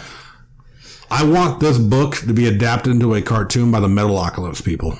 Oh, that'd be cool. That'd be really cool. Where I want the guy who was Swissgar so he could do some fucking wicked rips on the guitar. They don't have to record a whole album. They can actually make multiple episodes, more seasons than 4. This is just that. The world will be saved by metal. And you can just tell it comes from a place of love for heavy metal music. It does. But so what I love about this book too is we're making it sound just kind of lighthearted, fluffy, and fun. And parts of it are, this book has a dark side too. Yeah. Jake is not, he's not a happy character. Right. He's got some things going on. So he's, this guitar is shattered. The guitar, so it starts off, with a little bit of a present time, and then it takes you back a few weeks. And what you realize is this guitar has been sitting collecting dust in pieces because Jake's life kind of went to shit. And he busted it. He was playing with his old man and he just got fed up, and you don't really know why. Yeah. Because what DWJ is doing is he's playing the long game with this. Like he's hooking you in with the really fun parts and the really energetic and the colors and the metal and everything else, but he's subtly putting in this thread of Jake's backstory that leads you to believe that this is not all. Things in Jake's world are not good, and there's these little moments where you find out that he has had a girlfriend in the past, and that I mean, honestly, like, you don't know because it's subjective at this point to find out if the girlfriend has died because she's no longer in the present, or if they broke up because somebody else in their life died. But there was an event that happened in Jake's past that has led him to a dark place where he quit playing music for a very long time, where he got kind of very, he walled himself in and was emotionally hurt, and he just cut people out of his life and kind of went down a dark place until out of nowhere Murder Falcon shows up and kind of explains how it's gonna be. And so you need to, pull yourself up by your bootstraps a little bit. You're going to use a little bit of magic to fix your guitar because that's how things happen. And you're going to shred. And you're going to shred because the world needs you to shred. And so in a lot of ways, what you're getting is a metaphor for how music, how art, how these other things, for people who are so inclined, they refuse to go away. And that a lot of times they're the avenue for how you crawl out of a dark place in your life. And I think it's beautiful. I think it's a beautiful thing. Yeah. Oh, there's, like I said, you can definitely tell they're going to go a bit deeper than just summoning a bird to fight giant monsters. Right. Mm-hmm. And I think, like I said, it's actually as fun as the exciting moments are. It is those quiet, reflective moments that also show that there's going to be more to this book than just what the cover shows. Mm-hmm. I mean, just at the end of it with them, and just such a band kind of moment of sitting on top of your van drinking beer and just talking. What I love about how it is just them kind of talking when you get a little bit of his past. Then all of a sudden you realize you're just looking out at the bay and there's a giant fucking monster just sitting there, and they're like, what's it doing? I don't know. It's been there for minutes. It's just been chilling. It's just been, it's this giant thing just kind of lurking there that's weighing on him. Right. So, and sometimes you got to get up and punch that motherfucker. Right. And which leads into, like I said, the metaphors of life, really. Mm-hmm. We just sometimes you got to quit crying about your monster truck and eat your green beans. Sometimes you just got to go shred. This book has so much style too. It's beautiful. I love that he's got the van, the souped up looking band van. And the only thing that would have made it better if there was like a wizard riding a unicorn on the side. But it's got a kind of A-team little stripe down it. But you could definitely tell it's that touring van. It's that 80s metal. You got a fucking van, man. I'm just super stoked about this. I remember the first time hearing about it, like, I almost got a sort of a reference in the Night Begins to Shine Teen Titans Go episode, sort of, because that was very musically based. Yeah, absolutely. But I think the fucking coolest thing about this is, like, eventually we're going to get a band together. Yeah. Right. And possibly see other, I mean, I'm assuming they're probably not all going to be Murder Falcons. I cannot wait to see what else they But are they on a mission from God? I hope so. Gotta get the band back together. Well, and it's so... One of the things I love, and so you guys know that I don't just read comics. I read a lot of like what, the snooty term, the graphic literature. But so one of the things I love about those books that we see more in that type of story than we do in a floppy or just kind of a shelf comic is the intertextuality, the inner panel text. And so one thing Daniel did in this is in the background, he puts lyrics to music. And so I think one of the big ones, one of the songs that he uses in this is a song called "Living the Hard Way" by a band called Racer X, which is just heavy as shit.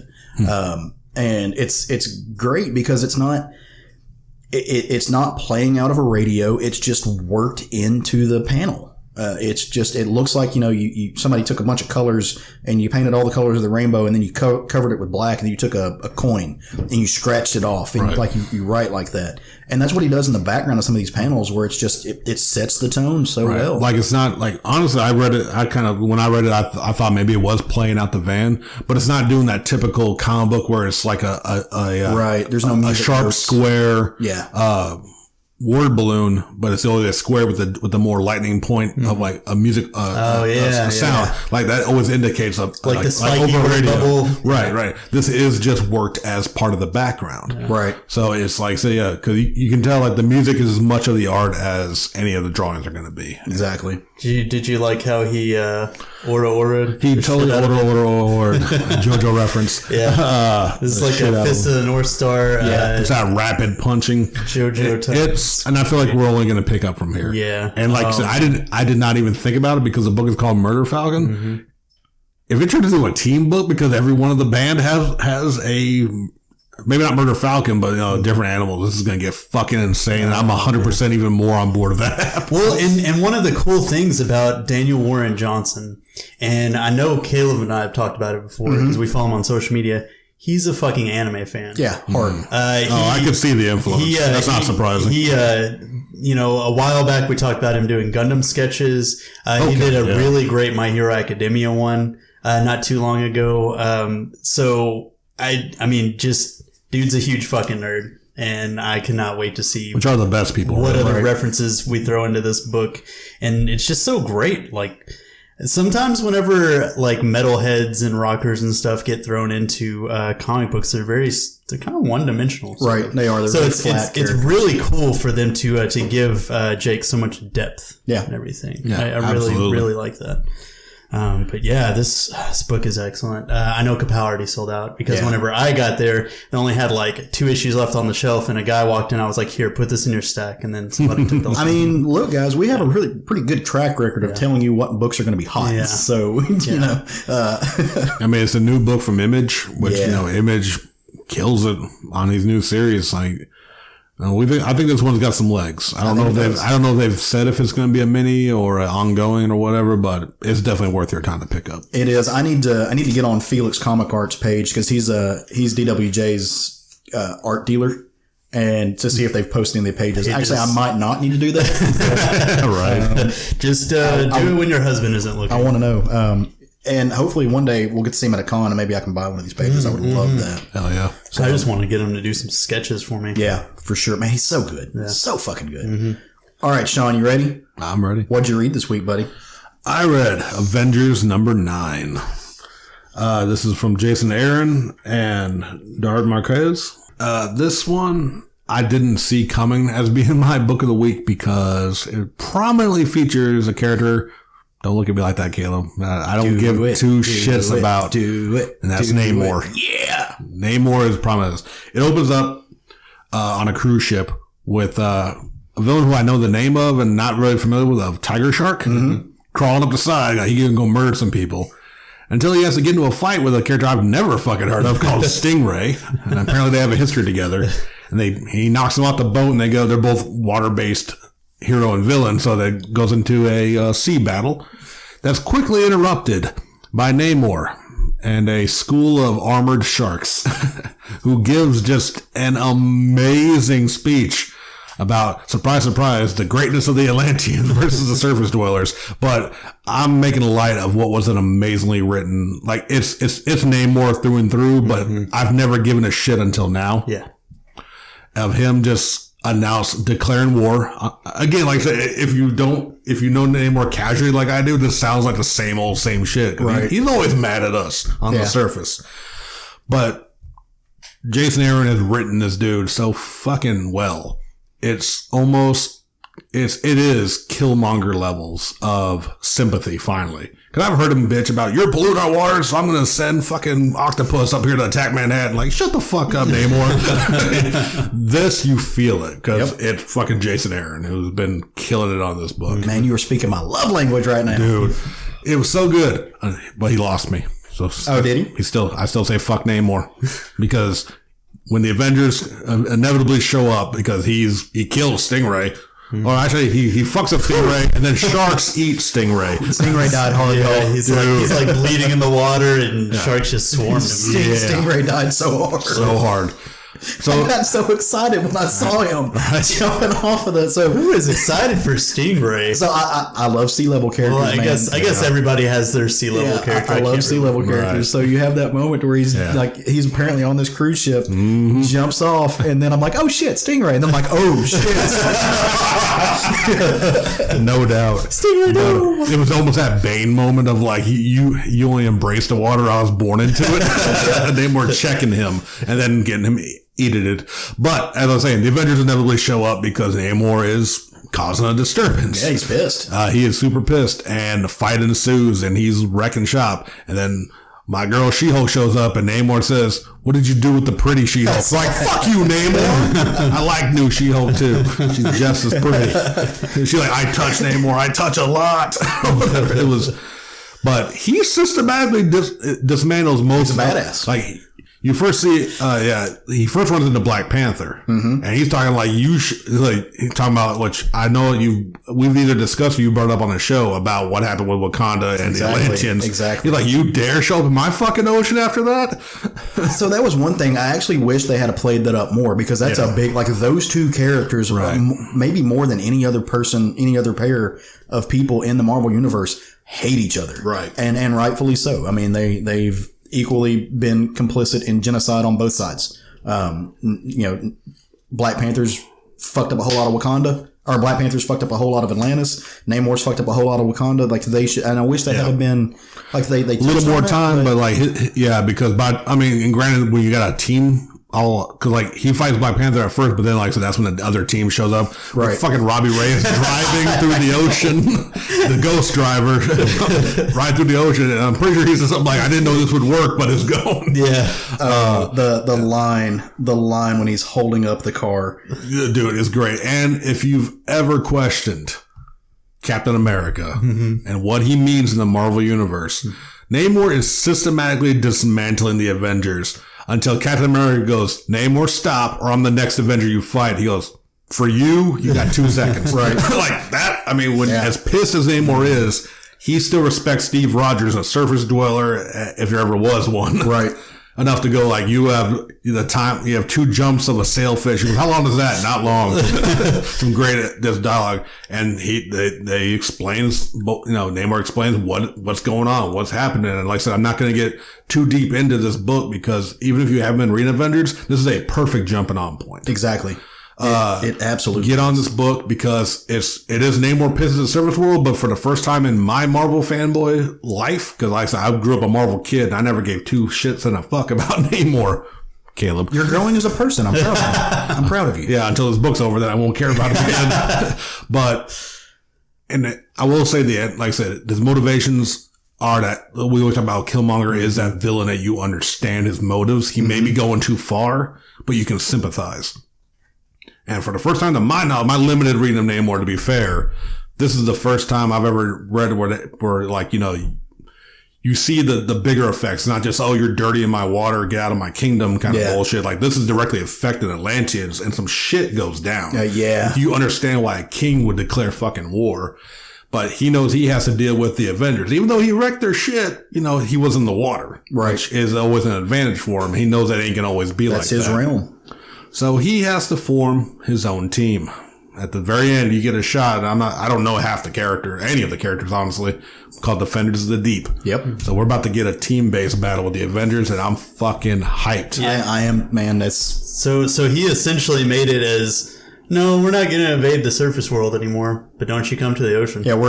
They're expelling everything. Don't you? Well, and we just had a conversation about environmental eco-terrorism is a real thing. Right. And the environment, like global warming, is affecting the oceans in the real world. This science is real. These aren't fake things. We are basically, we can see the meteor heading our way. We got to do something about it.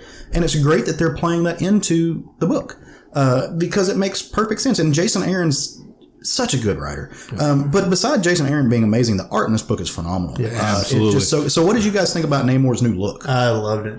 Well, and I'm sure you're disappointed that he's not just in his green underoos, but it's... I mean, I'll always have that look. That's not going away. Well, he no longer looks like Water Spock. Right. Which has always been an issue with my design of him. Technically, I think he came before Spock because Namor's an old character. Namor predates the Marvel universe. Right. But it's always looked at him like with the pointy ears and the way he used to always be classically drawn. Like, that's just Water Spock with ankle wings. Now he looks like a motherfucker that will whoop your ass. Yep. Yeah. Like, his hair's grown out. He's got more clothing, which I said that saddens Caleb, I know. But... No, it's a badass redesign. It works. It absolutely works. I feel like the look fits a lot more than looks that he's had in the past. Like I just absolutely love this redesign. And like, have they picked up this design of him in another book? Because I thought I remember seeing you share something else from another book. He's been an Extra-Man Red, but he's got a different outfit in that one because he's actually a member of that team, which is, that's curious as far as continuity-wise. I think they're taking place at different times. But Tom Taylor's writing that book, and he actually tweeted something about it. He's like, guys, this is not new. Characters have been in the same books before. Right. It's like, just chill. It'll be okay. We're doing some different stuff. So...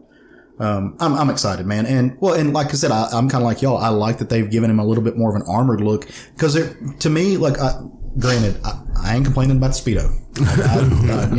It's nice, but it's kind of the same realm of the way that we draw women in armor, right? Where it's, you've got this, especially just mortal women who are, giant swords and in the middle of raging things, and they've got like 2 quarters taped to some shoestrings over the nipples and rhino thong, and they're expected to swing swords in the midst of chaos. For mobility, makes no sense. Mobility, ask Red Sonja. Muff cups. I don't understand armored muff cups. That's just a thing. And so I'm glad they're bringing them up. And I mean, you still get a great torso shot. So it's a good design. It's a very good design, and they've put them in different outfits over the years. I've seen that just from being aware of comics.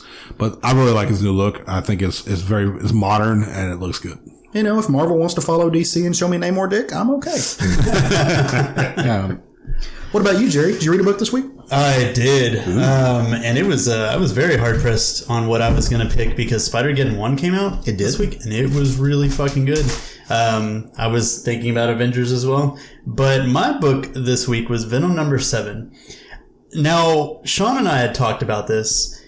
Donny Cates set up in his first fucking storyline for this series, hey guys, I'm going to introduce to you this crazy ancient god, and I'm going to make Eddie Brock deal with this in my first story arc for this.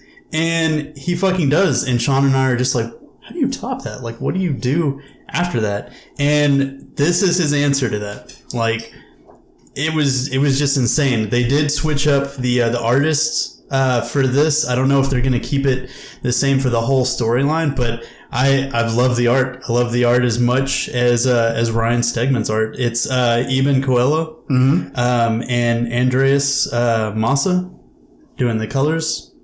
And that names I'm woefully unfamiliar with him because I've seen the colors in this book and they're amazing. Yeah. So I'm just not. I follow usually, and it's kind of one of the cool things about getting on a new book or a book changing artists or writers is I start following them on like Twitter or something, and then I get to see some of their other work and follow them through that. Exactly. So pretty much where this book picks up, we see Eddie Brock. New look for Eddie.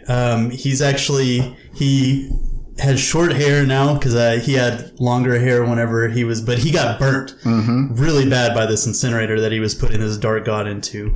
It looked like the symbiote had died at the end of that arc. He's got a beard now, so we feel like time has passed. He's in this interrogation room. He's got a short hair and a beard. Yeah. It's a man of style class. No, He's Sean. John Mulaney tells a joke, and he's like, and he was wearing glasses to show that time had passed. So he's basically strapped to this table, like he's got these restraints on his hands, and he's being interrogated by somebody who we find out bad boy? is actually Reed Richards. But ultimate Reed Richards. Yeah.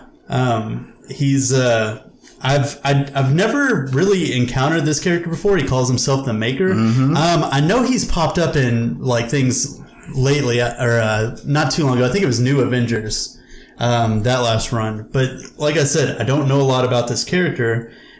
He claims to be part of this Project Oversight. Pretty much what happened was him and his team went to basically go mop up what had happened. Yeah. And just kind of delete it from the record. So he was telling Eddie that he's still going to be known as like Spider-Man's Thursday Afternoon or whatever. And they go to find a sample of this deity or this dark god or whatever. But he keeps asking Eddie, like interrogating him, like, give me the sample. I want the sample. Where's it at? And all Eddie remembers is the fight and then waking up here being interrogated. So for him, it feels like it's only been a matter of hours, maybe a day or so. It has been 5 weeks. So something happened. And he also, sorry, I did have to walk away. Yeah. If I don't want to pull a Jerry, but go for it. He also is like aware that his symbiote died, like it burned. He's the Reed Richards points out, have you noticed that you're saying I and not we? Yeah. And he realizes that he doesn't hear the voice. So he starts yelling that, how did you get it off of me and all this stuff. And this Reed Richards character is like, oh, not this again. So he's got this knife that he's been fucking around with, and then he throws it at him, and like a tendril comes up and grabs it. So he finds out that it's still there, but he can't hear its voice. So this Reed Richards character pretty much tells him that they've been chasing him for 3 weeks. Something happened. The symbiote went into autopilot and was hiding from them. And when they ended up finding him, he was at the doorstep of his father's house. And the Maker pretty much says that it looks like it's deleting trauma from your brain because you're not remembering. And they pretty much tell him that he's been on the run for 5 weeks. Now, the cool thing I love about this is so many throwbacks in this issue. And Donny Cates has been doing a really good job of kind of like sort of revamping, retelling all this stuff about the symbiote that, we don't know or they never explained or something like that. Or even if it is revisiting a few things that we have done, it's certainly more interesting than it's been in a long time. And one of the things, I think it was what Todd McFarlane brought up or with the slime. I don't think that's ever been addressed until this. Well, I know, but who started yeah. like that? Well, I was going to wait for you. I was going to chime in once you actually told what that meant. Okay. Well, he gives. Want me to do it? So they find out the way that they found him is he leaves like a trail. And I love the product waste. So the green ooze, it turns out, that's been coming out of Venom's mouth like all these years that they've never explained is waste. It's basically how he poops. Or if you're shot up with all this artillery and machine gun fire and bullets and everything, the symbiote breaks it down and it comes out as that spit. That's right. All that green saliva that's been coming out of his mouth, it's shit. There's your R-rated movie. Are you happy now? It's South Park where they poop out their mouths. No, what Jerry was referencing was, I'm like, oh, so that makes a lot of sense because is a living being.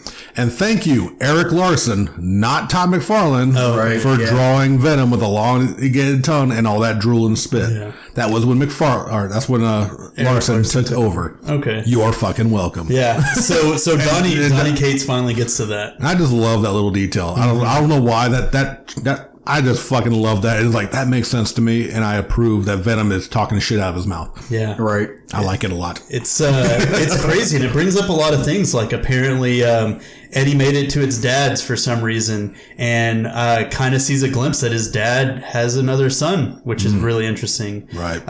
They get to this point where Eddie's trying to figure out, what happened to the symbiote's personality, and the maker says that, it's dead by all, purposes, and its consciousness, its personality and everything is gone. And we actually see a lot of sympathy from Eddie. He's like kind of tearing up and everything. And the maker mentions that it could be brought back, I suppose, by taking it to the Clintar home planet. Right. Which the only person that ever did that was Flash Thompson. And then he mentions, but Flash Thompson is dead, so it can't easily be done. And then Eddie, for the last page, says, wait, Flash Thompson is dead? So now we're kind of like at this point of how much did it, erase out of his mind? Like, how much time did it take?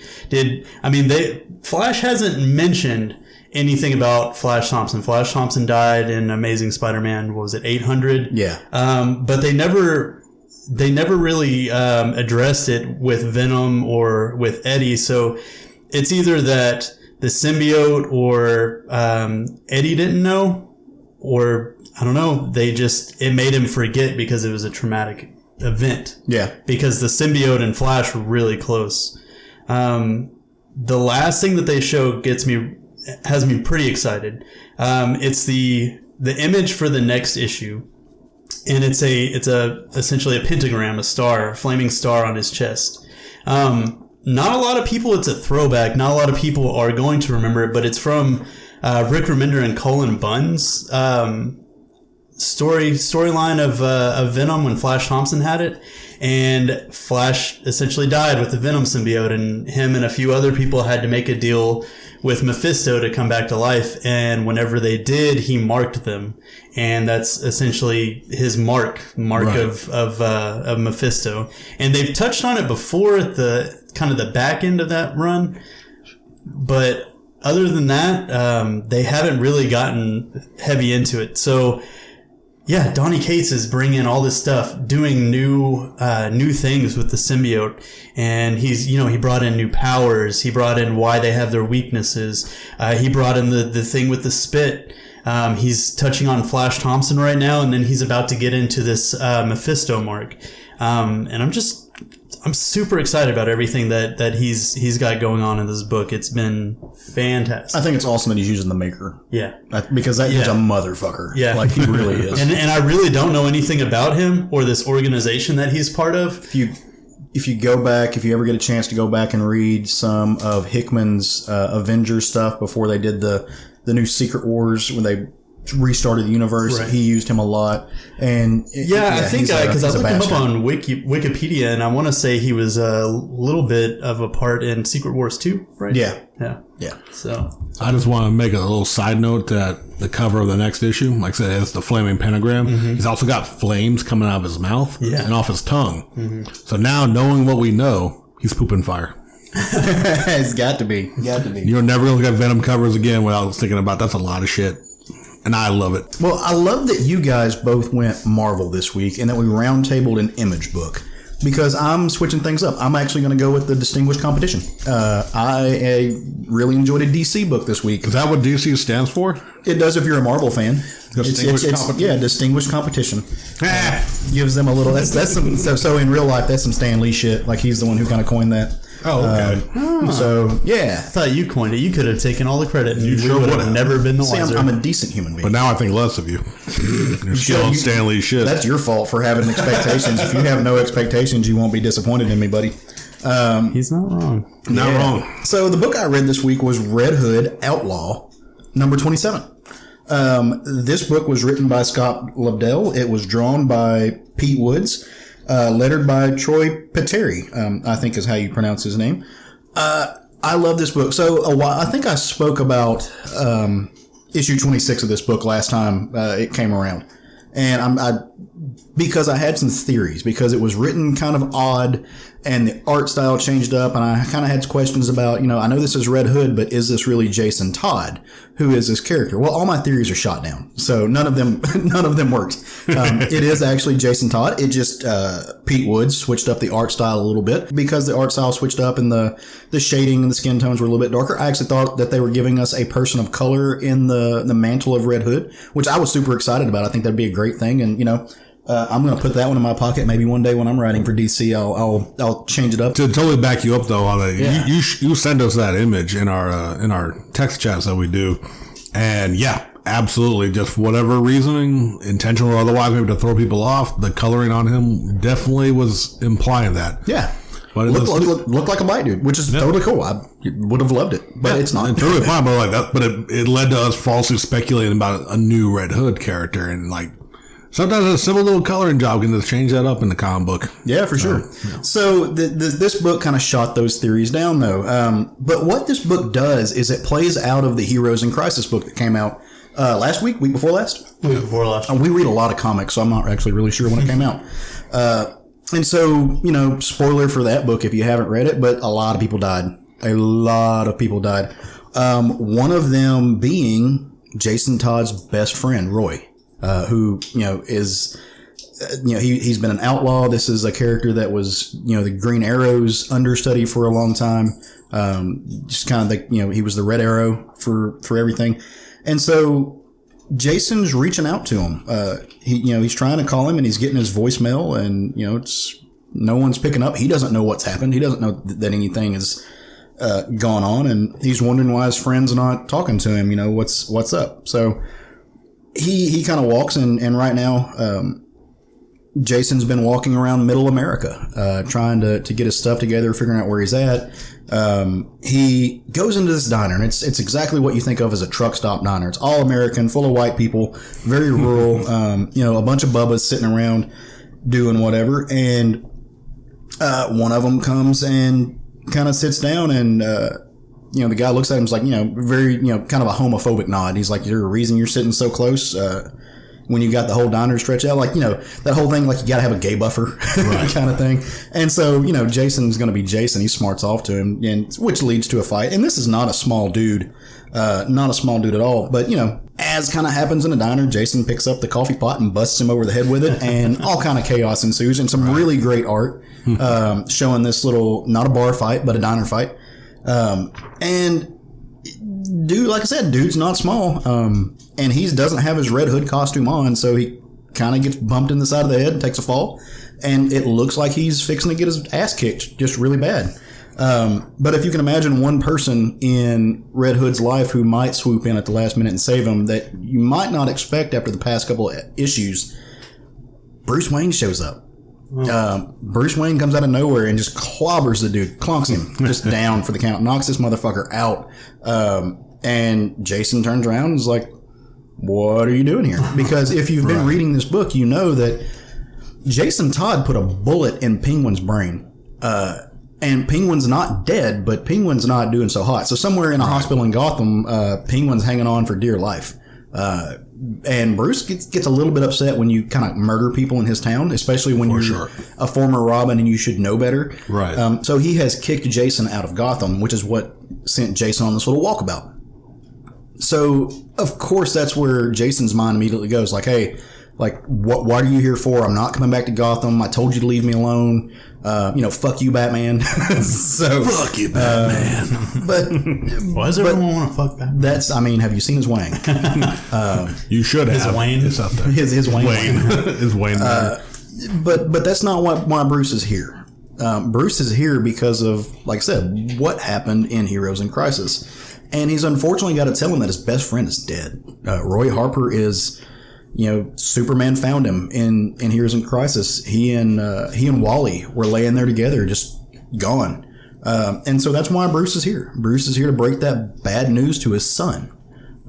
Because, we all think of Dick Grayson as Bruce's son. He's the first Robin. Bruce, Batman, whichever persona he is at the moment, he thinks of all of his Robins as his kids. He has that fatherly figure to all of them. And whether or not they're on the same page now, That doesn't change. I mean, we all fight with our parents. We all have, most of us have in some manner disappointed our parents or had our parents disappoint us. Like you have those that break, but it doesn't always stay that way. It doesn't break the bond that you have. And so they sit down. They sit down to have some coffee about it and get these feelings out and kind of hash things out and kind of deal with it. And it's a really touching book because it's really quiet. It's not an action pack. You get the really great action scene at the front, the diner brawl, but the rest of it's just a conversation between a man and a man, and their bond and trying to figure stuff out, trying to figure out how to reconcile some differences, trying to bring back the past. And at the end of it, they part ways.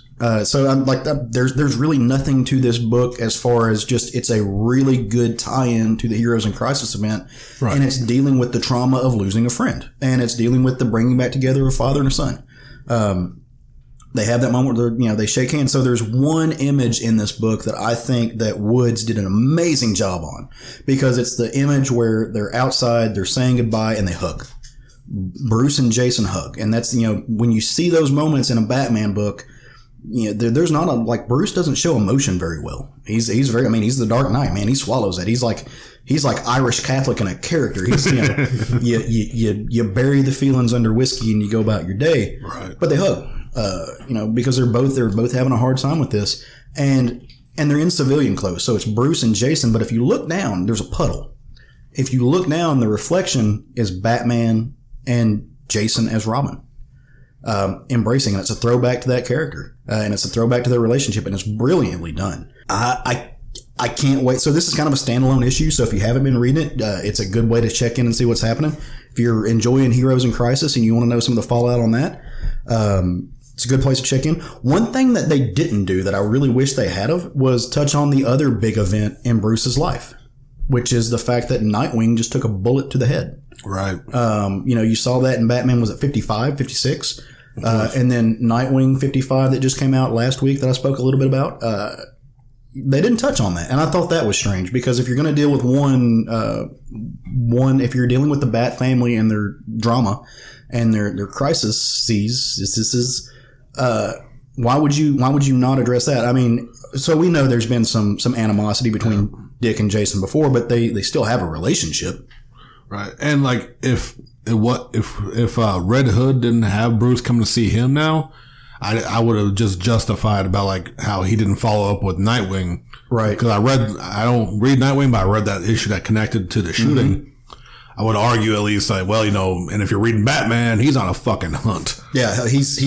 But Bloodhound. Now that they showed him that he had time to go talk to Red Hood, then yeah. So I mean, that's a little bit of they could have done something like that. But then again, like I said, with Nightwing, they are kind of focusing more on him and Barbara. Yeah. So at the end of Red Hood, though, they say goodbye. They go about their ways.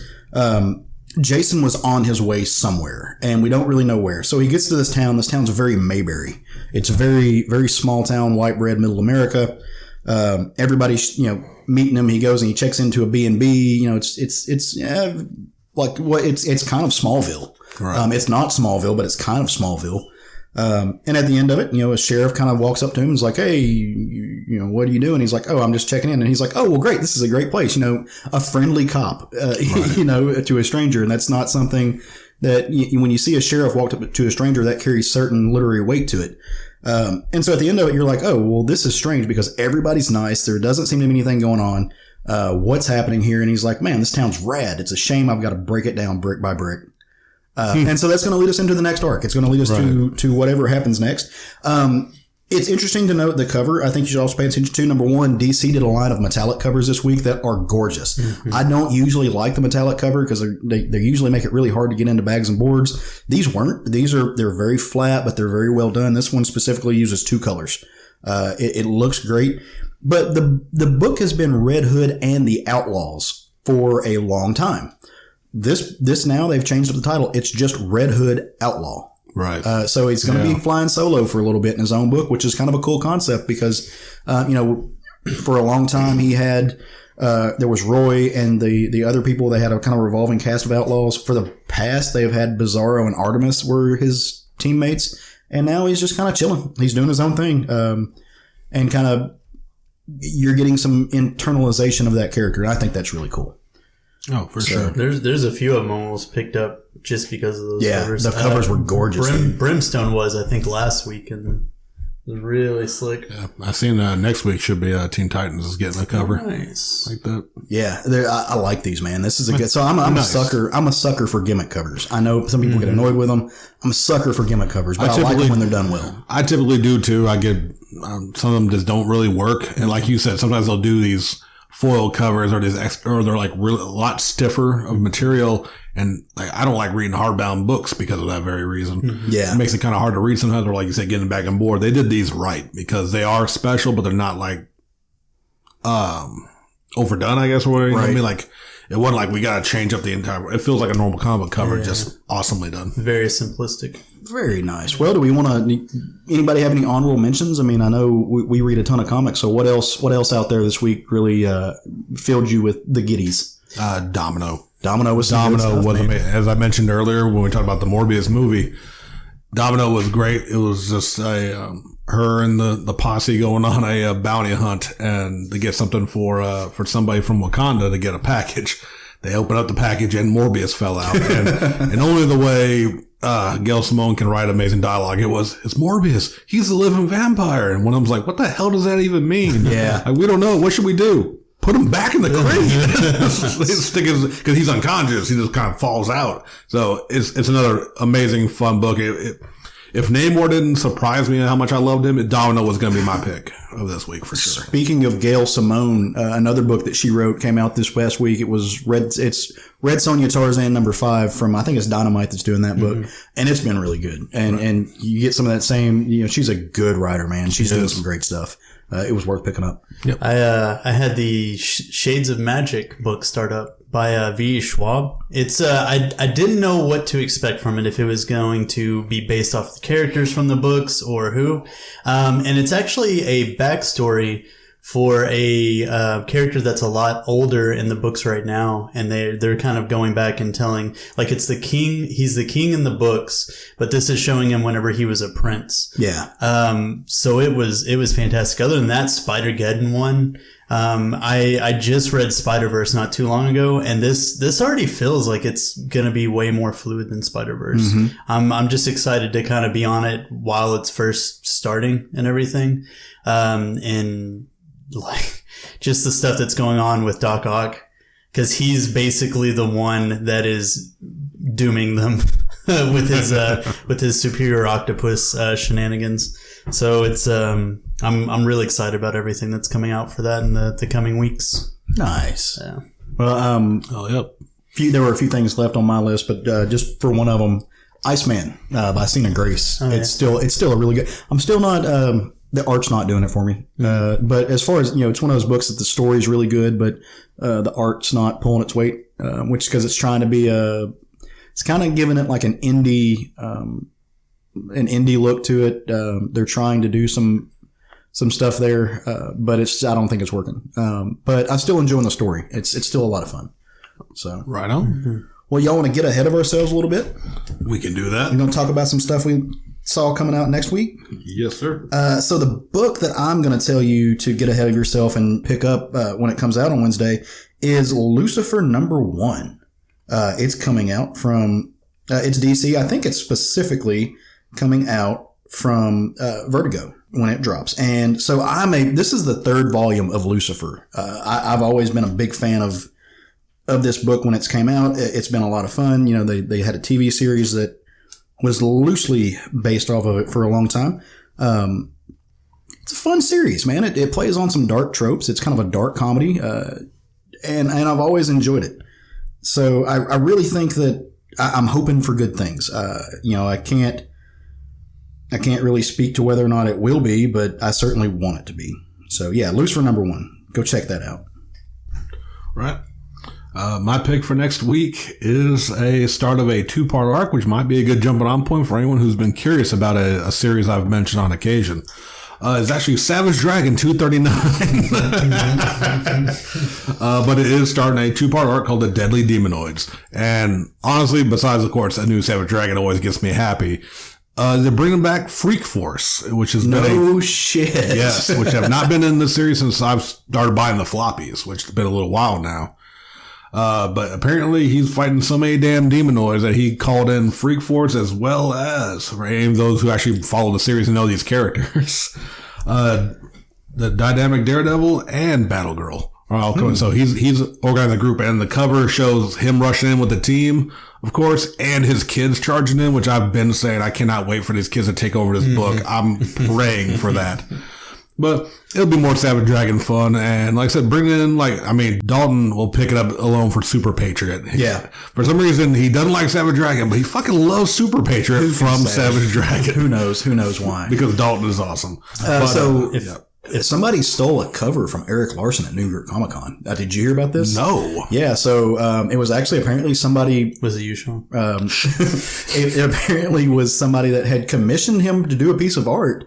And then when they were trading their deal and looked up, the next thing Eric flips over and this cover's gone. And I don't know if you don't know art prices.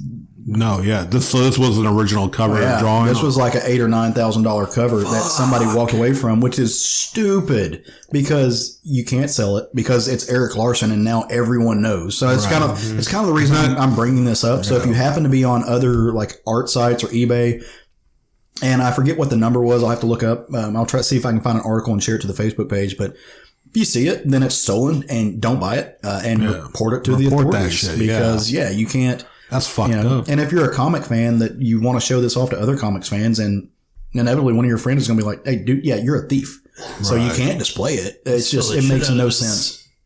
Only thing I can no, fuck that. Even if they had to have realized at some point, there's that side of me, the devil's advocate side, you're laying papers on top of papers and all this stuff, and maybe it was an accident, but at some point you're looking at your shit and going, oh fuck, where did this $10,000? I didn't spend $10,000 today. What the hell? Wow, that's a damn shame. The same thing happened with Mignola at a convention once. Whenever he was doing Hellboy in Hell, he had some pages from that, and somebody apparently just walked off with them, so it delayed the series because he had to go redraw them. Yeah. Oh, no shit. Yeah. So my comic book for next week, they're doing a Venom annual, which looks really exciting, and apparently it's the first time they've ever done a Venom annual. But also the What If Ghostrider comes out, and I am fucking stoked on this. The synopsis of it says, you've only heard whispers of this real-world Marvel Universe crossover until now. When moral decline and budgetary shortfalls have combined to lower our lawyers' resistance, Sebastian Gerner from Shirtless Bear Fighter, Skells and Scoundrels, which I fucking love, and Casper Wingard from Angelic, Limbo, and Dr. Aphra Annual Number 2 recklessly bring you the tale of the first and only true Nordic black metal band to visit the Marvel Universe through the insanity of likeness release waivers. What role does Ghostrider Robbie Reyes play, and will your mind survive the brutality? And it was kind of cool because whenever I looked it up, I found the action figure cover, and it looks fucking amazing. That's great. It's so... Yeah, I saw that. So metal. That's amazing. Yeah. So the What If stuff has been hit or miss. Yeah. To say the least. I heard good things about the Punisher one. I haven't got a chance to read it yet. The Spider-Man one was really good. X-Men was kind of I didn't like it at all. I wasn't. So, this week we're getting Ghostrider, and it's one of the ones that I was most excited about. Nice. So, also coming out next week, I got Batman. Of course, the new issue of Batman's coming out, and a new issue of Teen Titans will be dropping. So, looking forward to those. There's a whole bunch of stuff coming out next week. I can't. There's a lot. Yeah. I haven't even other than picking out the fact that I knew Lucifer was coming out, I'm not even sure what all is dropping. So I've got a couple more, but it's those were probably the top ones. Those were the ones I had saved to talk about on the show, and ended up being Savage Dragon as the recommendation. Nice. Because Savage Dragon. Because Savage Dragon. Yes. Which is, you're deep in power. I don't understand it, but God bless you. I love you for it. Because you haven't read enough. Read it. You'll love it. The greatness that is Eric Larson. You all love it. All right. Well, yeah, new comic book day is every Wednesday, so I'm really pumped about that, to get to read some more stuff. So I think that, we ready to bring this thing home? I do believe so. Indeed. Well, we thank you for joining us for the last 2 hours and some odd minutes to chat about the geek culture in our little Southern Fried world. If you enjoyed what you heard, and as always, we hope you have, you can come back every week when we drop episodes on Sunday, but you can also come hang out with us on our Facebook page, or you can tag us and check out our pictures on Instagram, or you can tweet us funny things on Twitter, or you can email us at southernfriedgeekery@gmail.com, or you can watch all of our YouTube videos because they're fucking phenomenal. And you can come see us at ComiCon-Way November 2nd through the 4th, where we will be there sporting all of our Southern Fried awesomeness, like we do. So join us next week. We hopefully will have our Craigery back because we have missed his presence dearly on the show. And Craig, if you listen, buddy, we're sorry you couldn't be here, but we absolutely hope you had a great time. From the sounds of his texts and messages, he misses us too. I mean, how could you not? How could you not? So, join us same bat time, same bat channel. Go forth and love some comics. Woo!